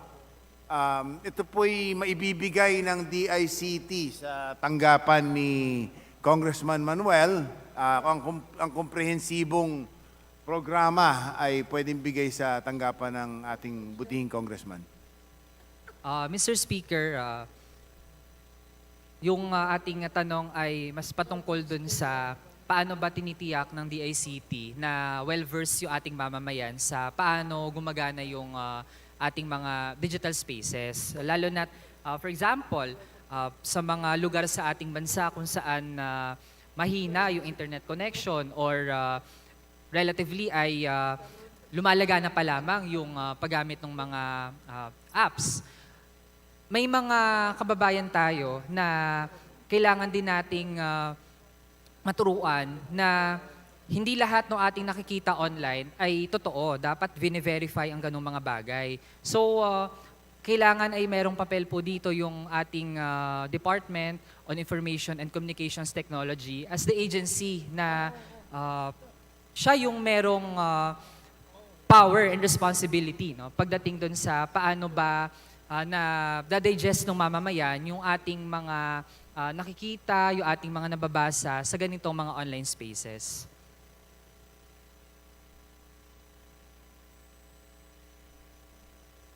Meron po tayong halimbawa, yung CyberSafe, in partnership po with DepEd, tinuturuan po ang kabataan sa tamang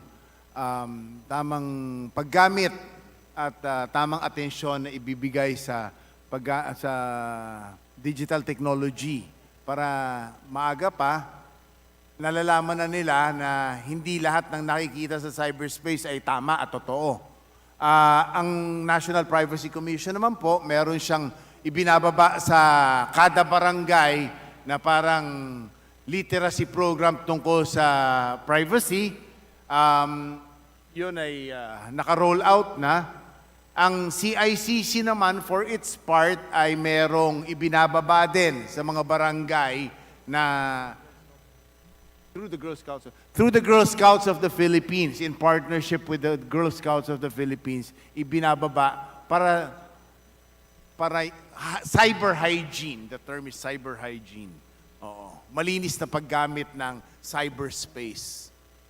Mr. Speaker. Mr. Speaker, yun nabanggit na CyberSafe, yung with DepEd. Ayan. Yan po ba ay merong line item sa budget ng DICT?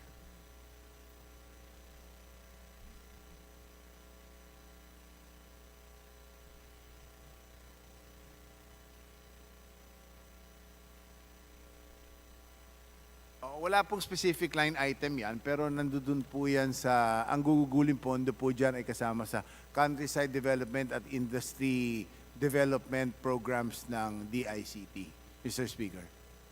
Mr. Speaker, maaari bang malaman kung magkano yung pondo nung ganong line item at sa line item na yon ay anong portion doon yung para sa CyberSafe program?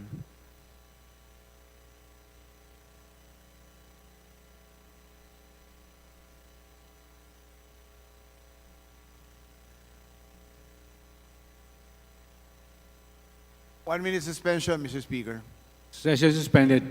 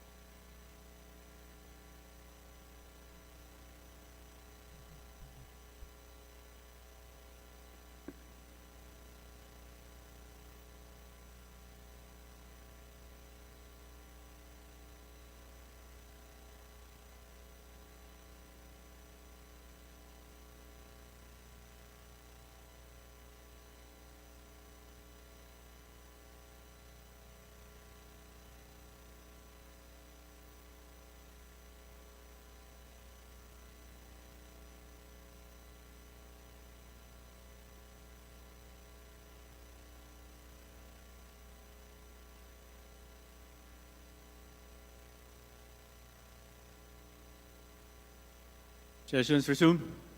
Mr. Sponsor, we proceed. In response to the Honorable Manuel's query, Mr. Speaker, the approximate amount that can be allocated for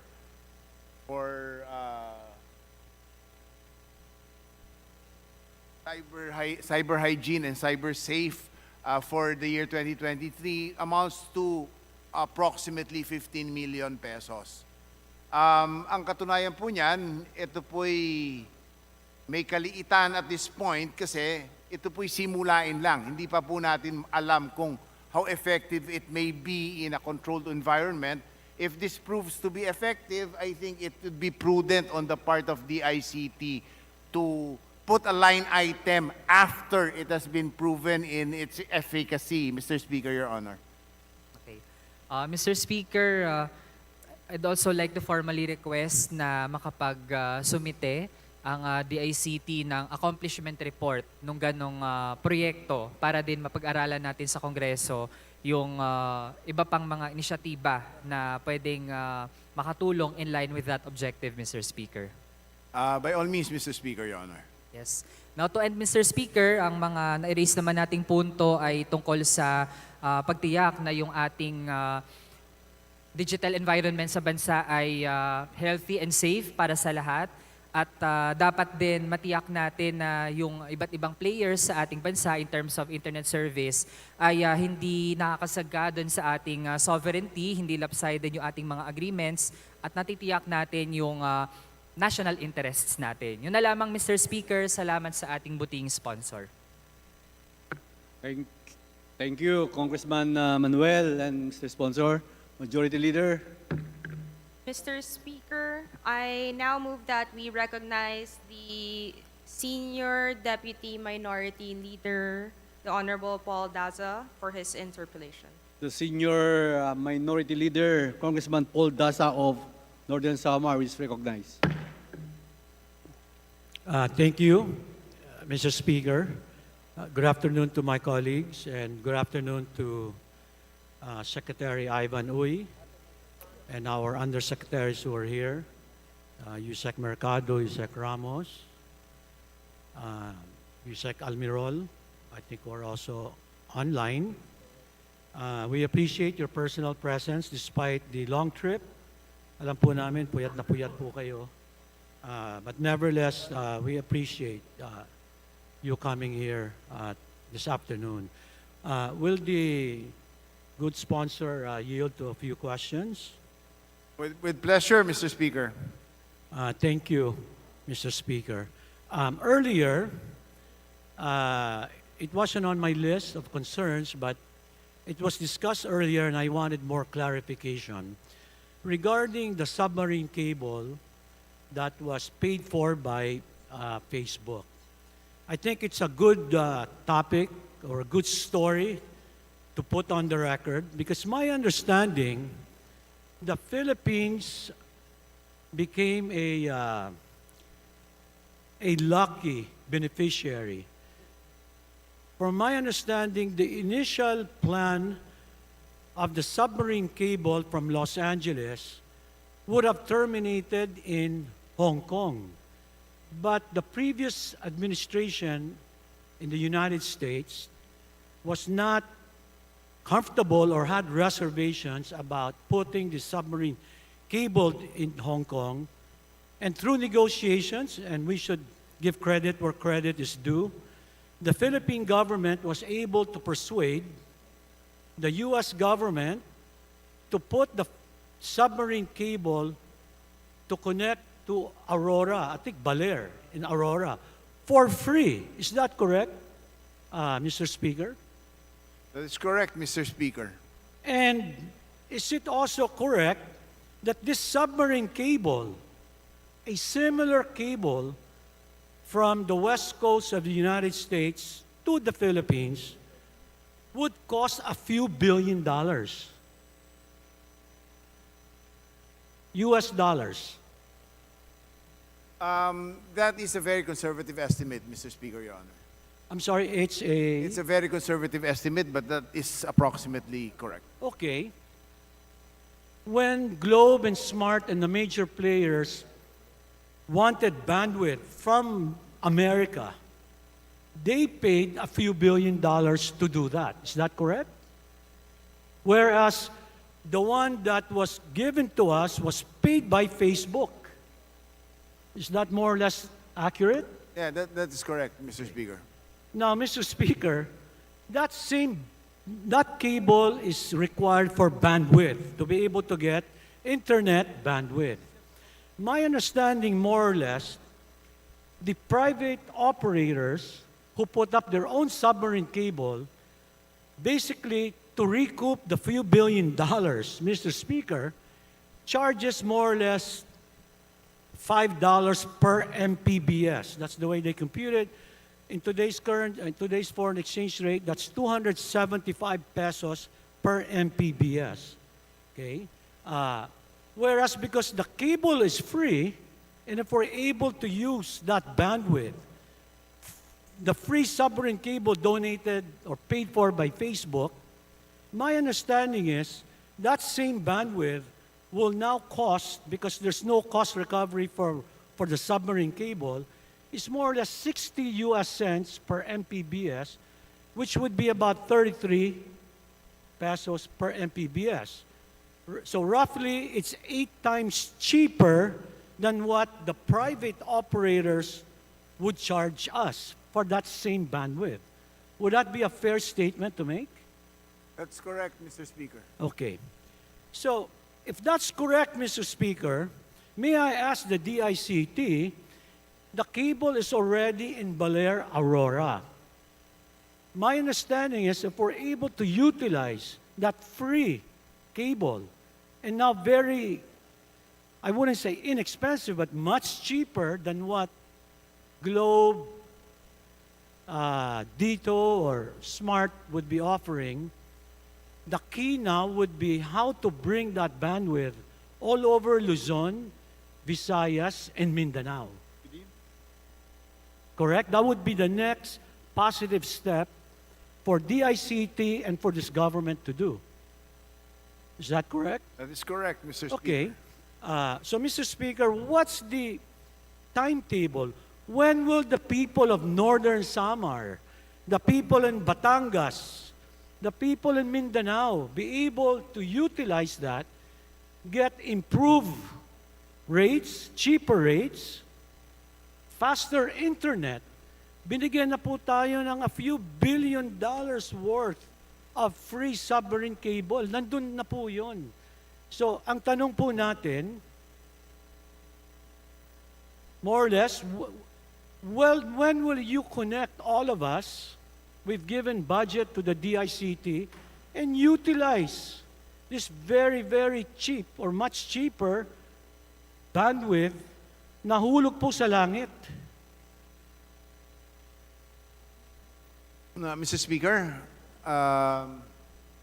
that would the Honorable Senior Deputy Minority Leader would be referring to the National Broadband Program, the first phase of which would extend from Lawag to Quezon City and would be scheduled for completion this 2023. The second phase of which would extend from Quezon City to Sorsogon to Samar to Samar and would be completed by 2024. So, at this point, at this juncture, I would have to say that the ICT is on track, utilizing the windfall from Facebook. Correct? Thank you, Mr. Speaker. Para po sa mga kapatid po natin sa Mindanao, kailan po natin, ano po ang timetable natin para sa mga constituents po natin sa Mindanao? By the end of 2024, Mr. Speaker, we would be reaching Zamboanga, Pagadian, CDO, Davao City, Coronadal, Butuan, Cotabato City, as well as Marawi, Mr. Speaker. Thank you, Mr. Speaker. I am forever grateful to the Honorable Campos for defending the DICT budget. He put on the record the timetables that will give us faster and cheaper internet in the 3 main islands of the Philippines. Thank you so much, Honorable Campos, Secretary. The second one is that I wanted to raise, and I'm not going to dwell on that. We spoke about it in the committee, about the dismal, or maybe the better word is the failure of the previous DICT officials on the free public Wi-Fi. This same House had funded almost 12 billion pesos for the last 6 years, more or less 1.5 to 2 billion pesos for the free public Wi-Fi, which is law.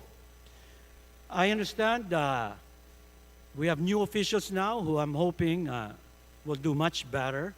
We had asked the DICT to come up with a comprehensive report and a specific action plan, and I think it was within 30 days. So just a short answer, Your Honor.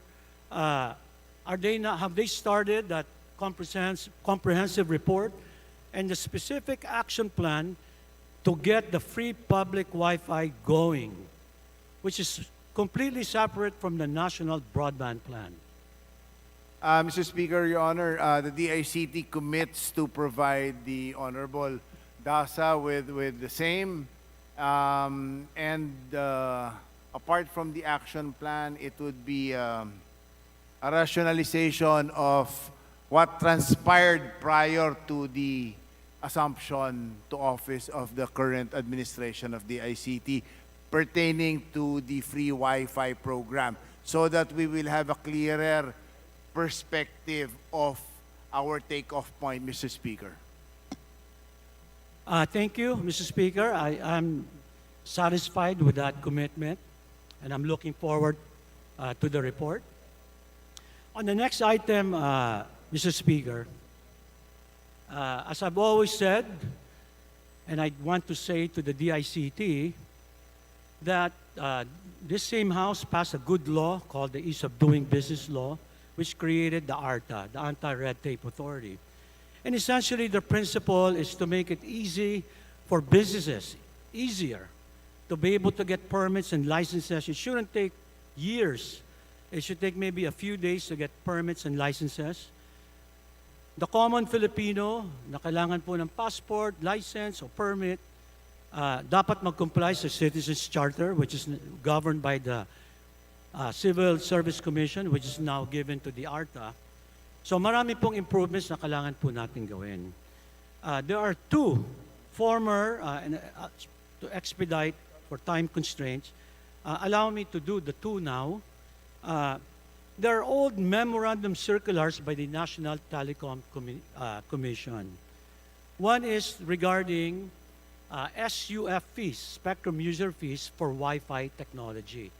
Nalaman ko po yung Wi-Fi, marami pong lugar sa amin, Mr. Speaker, doon sa Carline, merong Globe, may Smart. I'm sure many of my colleagues will sympathize with me. Pero pagdating po doon sa mga barangay na malalayo, wala pong internet. Doon lang sa Carline. So I found a solution na mura daw po. Ang tawag doon, Wi-Fi internet. Radio lang yon, affordable. Sabi po sa akin na pag ginawa ng NTC yung gusto nating gawin, which is, that's what's going to be my question, na wag lang silang singilin ng spectrum user fee. Anyway, that spectrum is what we call unlicensed. Hindi po ito yung licensed frequency ng Globe, Smart, and the big players. Wi-Fi lang po yun. Just like the Wi-Fi sa bahay natin, pag ginamit po yan, the small telcos and the big telcos will be enabled. They'll be empowered. We would be unchoking them. Because there were circulars issued in 1997 and 2005. Unnecessary. I asked the NTC how much they've generated from this particular SUF. Iba-ibang klaseng SUF po yan. Ito po yung Wi-Fi. I think it's only 250,000 pesos the last year. It's counterproductive.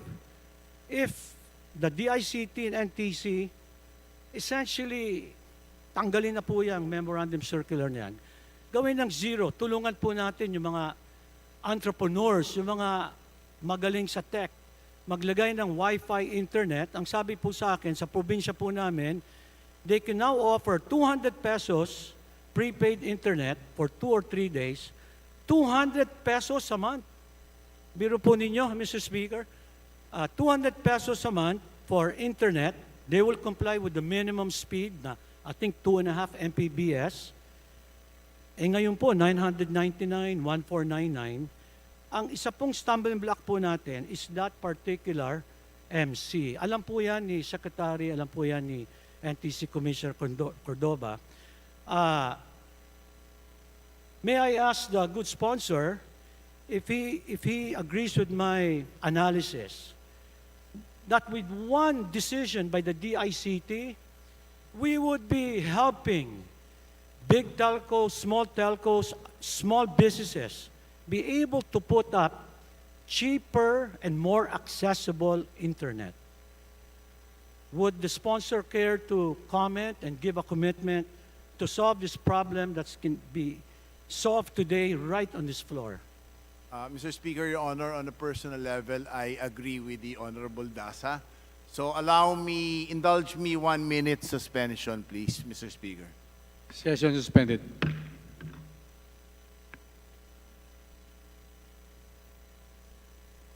Mr. Speaker. Sessions resume. Yes, Mr. Sponsor. Mr. Speaker, after conferring with the NTC and the DICT, they are amenable to the proposal of the Honorable Senior Deputy Minority Leader to do away with these fees to enable the smaller operators at this juncture without prejudice to the NTC revisiting the setup as technology evolves, Mr. Speaker, Your Honor. Thank you. Thank you so much. I think you just helped the administration of President Marcos. With that answer, Mr. Speaker, I firmly believe you will energize and empower many small and even big players to now offer affordable internet, especially in isolated areas. And in fact, if I may be so bold to say on the record, that if you do that, NTC and DICT, I forecast that there will be billions of new revenues because the prepaid, when they pay, it will be subject to VAT. It will increase, in fact, the revenue of the national government. So thank you for that. I'm very satisfied and I'm looking forward. Mr. Speaker, I really appreciate the initiative of the Honorable Campos. On the second to the last one, there's a similar outdated memorandum circular. It's called 0205-2008 for value-added services.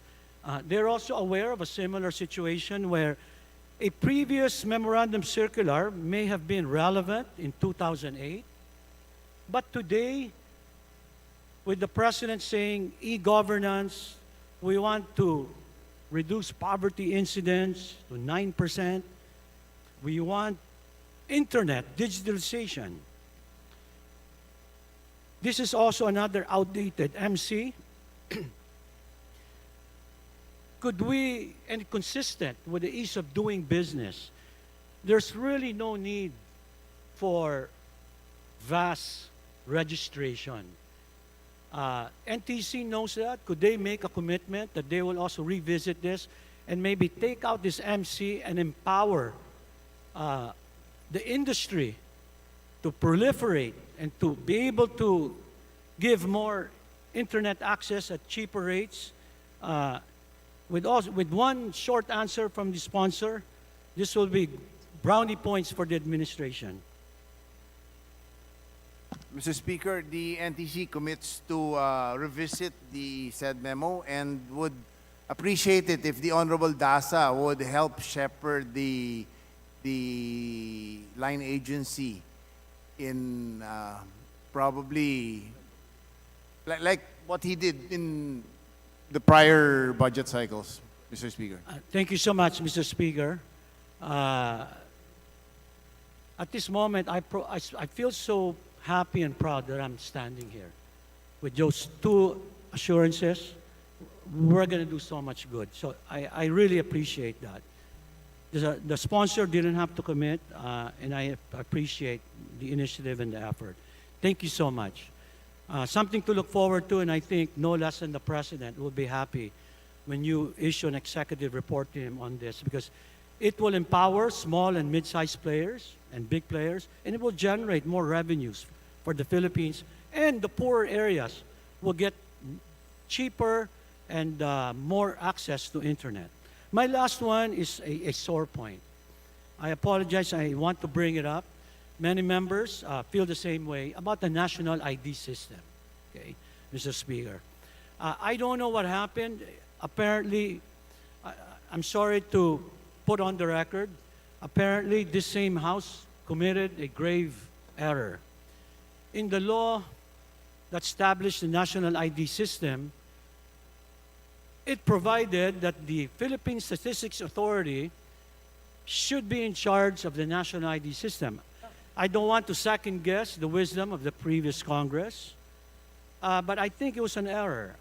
Could you shed some light how DICT can help NEDA and the PSA on the national ID system? It's delayed. The product is substandard. It's all over social media. There's so many complaints. Please share with us some good comments and moving forward how DICT can help PSA on this. Mr. Speaker, I think it's called learning by doing. From experience, we have learned that there were drawbacks to having PSA as the lead agency for the national ID system. Maybe at this juncture, we can allow DICT to have an expanded role in the implementation of the national ID system. I believe NEDA, Mr. Speaker, is coming here, if not tomorrow or Wednesday. And my understanding is PSA is under NEDA. In fact, many of the members, if you recall, to my colleagues, I think 2 years ago or 2.5 years ago, we applied for national ID. And I haven't gotten mine. I don't know if any members have gotten their IDs. We applied 2 years ago. Okay. May I request some technical summaries or supporting documents from the DICT in order that we may rationally and intelligently bring this on the floor when NEDA comes, with the view that they should help each other out to be able to come up with solutions moving forward. Mr. Speaker, Your Honor, DICT can provide that to the Honorable DASA. And if I may, maybe Congress in its wisdom can revisit the law that was enacted to make it more efficient, Mr. Speaker. Mr. Speaker, should the majority wish to sponsor any legislation or resolutions regarding this particular problem with the national ID system, this representation, and I will do my best to persuade my co-members in the minority to support the majority in that. So, Mr. Speaker, thank you so much. The sponsor has graciously given me his time I've taken up 21 minutes and 45 seconds. I saved 9 minutes. My limit is 30 minutes. Again, I'd like to thank the DICT family and my distinguished colleague for making those two assurances that will help us in good governance and nation building. From the bottom of my heart, I really thank you for that. Mr. Speaker, one of the favorite motions, it's my honor, having no more members of the minority who wish to interpolate, I move to terminate the period of debate, of sponsorship and debate for the budget of the Department of Information and Communications Technology, including all the attached agencies. Majority Leader. Mr. Speaker, on the part of the majority, we join the minority to terminate the budget deliberation of the Department of Information and Communications Technology, including its attached agencies. There is a motion to terminate the interpolation of the proposed budget of the Department of Information and Communication Technologies, including attached agencies. Is there any objections? Hearing none, the proposed budget of the DICT is hereby terminated. Congratulations, DICT family. Thank you, Mr. Speaker. Thank you, Session suspended. Representative Paul.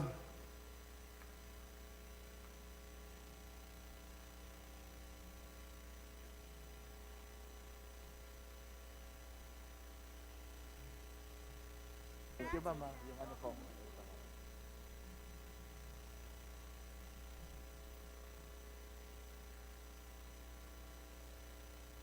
Asang mga tao yung mga dami. Sige, sige.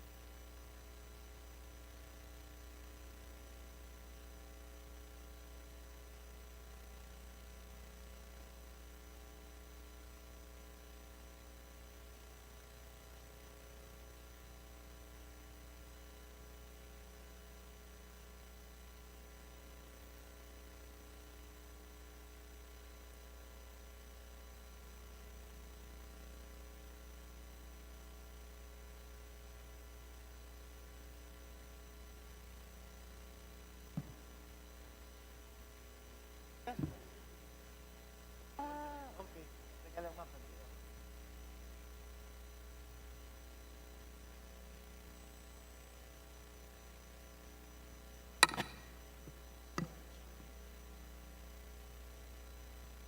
Okay.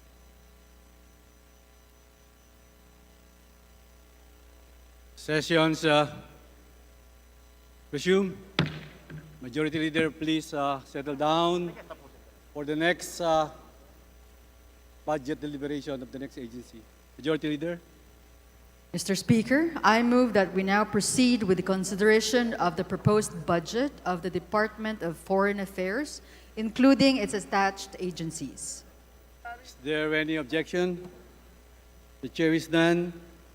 The Department of Foreign Affairs is now welcome to the House of Representatives. Majority Leader. Mr. Speaker, I move that we recognize the sponsor, Honorable Representative Joseph Gilbert Violago, Vice Chairperson on the Committee on Appropriations, to answer questions on the proposed budget of the Department of Foreign Affairs. Is there any objection? The chair is none. The Honorable Joseph Violago is now recognized for the to be sponsored to the House Bill number 4488. Mr. Sponsor, you are recognized now. Mr. Speaker, the co-sponsor and I wish to deliver our sponsorship speech for the budget, for proposed budget of Department of Foreign Affairs for 2023. May I, Mr. Speaker? Yes, Majority Leader. Isang magandang araw po sa ating lahat. Ang inyong lingkod, kasama po si Representative Abante na magbibigay po ng aming pong speech ngayong hapon ito. Isang karangalan po at pribileyo ang maging isa sa mga sponsor ng proposed budget na 20.303 billion ng Department of Foreign Affairs at mga attached agencies para sa fiscal 2023. Ang misyon ng DFA ay ang pagtaguyod at pagprotekta ng kapakanan at interes ng bansa sa global community. At ang vision naman ng kagawaran ay magkaroon ng isang resilient foreign service para sa isang matatag na Pilipinas. Dahil dito, ang serbisyong binibigay ng DFA ay lubusang mahalaga sa paglago, soberanya at seguridad ng Pilipinas at sa pagsiguro sa kaligtasan at kapakanan ng mga Pilipino.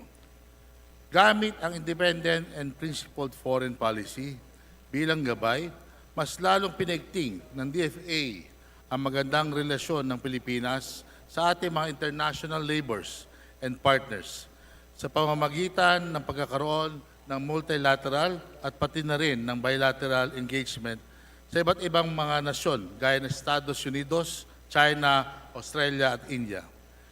Naging katuwang natin ang DFA sa pagtataguyod ng kapakanan at sa pagtanggol ng mga karapatan ng ating mga kababayan sa loob at labas ng bansa. Sa nakaraang taon, nirepatriate ng DFA ang 100,000 mga land-based and sea-based overseas Filipinos sa ilalim ng COVID-related repatriation efforts nito. Nagbigay din ng tulong ang kagawaran ng repatriation ng Office of Undersecretary for Migrant Workers na kung saan ang ating mga kababayan mula Kuwait, Sri Lanka at Ukraine ay nakauwi sa Pilipinas. Ang assistance to national funds naman na may budget na 1 bilyon ay nagbigay ng karapatang tulong sa libo-libong Pilipino para sa repatriation, welfare at medical assistance at iba pa. Ang ating legal assistance fund na may budget na 200 million ay sumaklolo sa libo-libong mga overseas Filipinos na nangangailangan ng tulong at legal ng representansyon. Hindi naman naputol ang consular services nito kahit noong kasagsagan ng pandemya. Mula Enero hanggang Agosto 2022, halos 2.9 milyong passports na ang na-issue at di hamak mas mataas kumpara sa 2.5 million passports para sa kabuuan ng 2021. Nagbukas din ang DFA ng Temporary Off-Site Passport Services or TOPS para masagot ang mataas na demand para sa passport. 7 sa 20 TOPS ay binuksan ngayong taon na ito sa iba't ibang lokasyon ng Pilipinas. Ang mga TOPS nito ay nag-issue na aabot sa 600,000 passports as of June 2022. Iilan lang lamang ang aking mga nabanggit sa mga maraming nagawa ng Department of Foreign Affairs. Kahit na 0.43% lamang ang share nito sa 2022 appropriations. Hindi nila tayo binigo. Bagkos ay pang-anim pa ang DFA sa mga top revenue generating agencies ng ating pong gobyerno.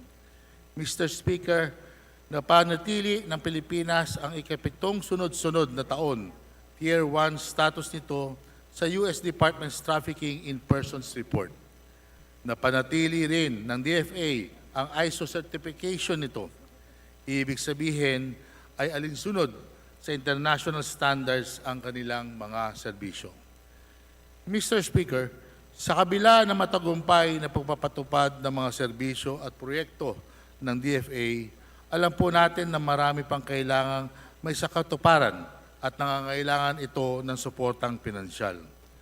Para sa taong 2023, ang proposed budget ng kagawaran at mga touch agencies ay nasa 20.303 billion o nasa 0.39% lamang ng proposed national budget na nagkakahalaga ng 5.268 trillion. Ngunit ako po ay naniniwala na mas marami pang magagawa para sa ating kababayan kung bibigyan natin sila ng karagdagang pondo.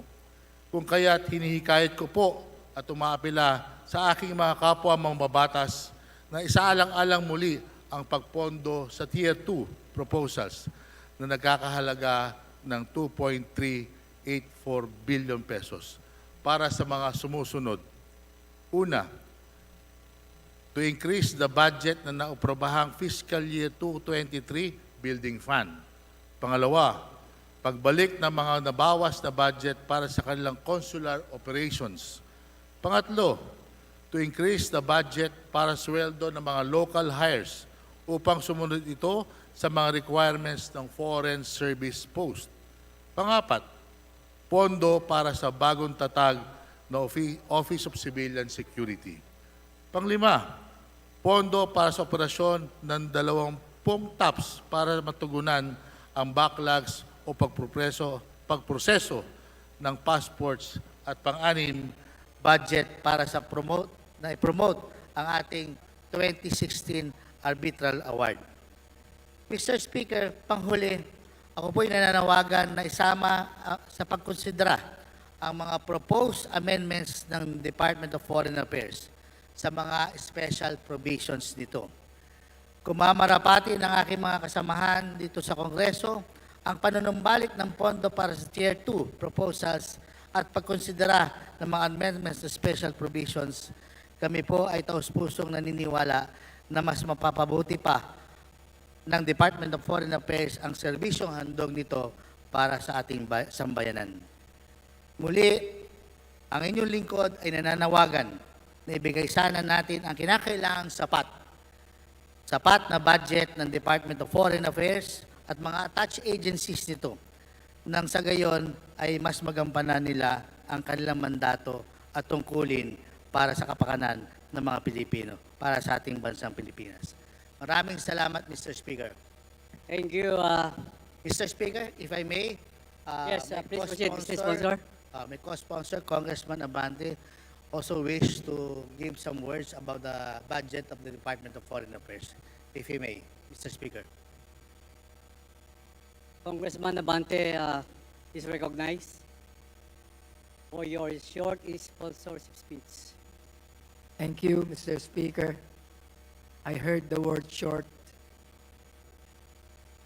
I will try to make it short. Thank you to our sponsor. Well, I just would like to say this, Mr. Speaker. More than 2 years into this pandemic, the DFA has not wavered in its mandate to keep our territory secure, contribute to the national economic development, protect the rights and attend to the welfare of overseas Filipinos, promote Filipino culture, and uphold our nation's standing in the global community. As we start to emerge from the restrictions caused by this global contagion, let us appreciate the fact that for the DFA, it has been business as usual. During these unusual times, with unusual challenges bearing down on the department, the DFA lost no time in channeling its human, financial, and other resources to answer the plea of thousands of kababayan, both here and abroad, who found themselves in need of the department's various services due to and despite the public health crisis. Indeed, we have a strong and resilient foreign service, one that lives up to its vision, and one we all should be proud and thankful for. Mr. Speaker, naipaliwanag na po ng sponsor po ng budget na ito ang kailangan pong dagdag ng departamento. Sana po sa ating mga colleagues ay gawin po natin ito upang lalong magawa ng DFA ang dapat nilang gawin para sa ating bayan. Maraming salamat po, Mr. Speaker. Maraming salamat, Vice Chair Congressman Abante. Majority Leader. Mr. Speaker, I now move that we recognize the Honorable Representative Arlene Brosas for her interpolation. Congresswoman Arlene Brosas of Gabriela Party List is now recognized. Thank you, Mr. Speaker. Mr. Speaker, ang mga katanungan ko po ay tungkol sa usapin ng death row, Mr. Speaker. Mr. Speaker, sa huling usapan po natin, no, we requested, and Mr. Speaker, may the distinguished sponsor, no, si Congressman Violago, yield to a few questions, Mr. Speaker. Masanay po ako na ang inyo, si Congresswoman Violago, ang aking nakakaharap, Mr. Speaker. Mr. Speaker, with pleasure, Mr. Speaker, nasagutin ang lahat ng katanungan ng ating pong Representative Rosas. Thank you, Mr. Speaker. Sa huling usapan po natin, we requested a list of death row cases of OFWs in different jurisdictions.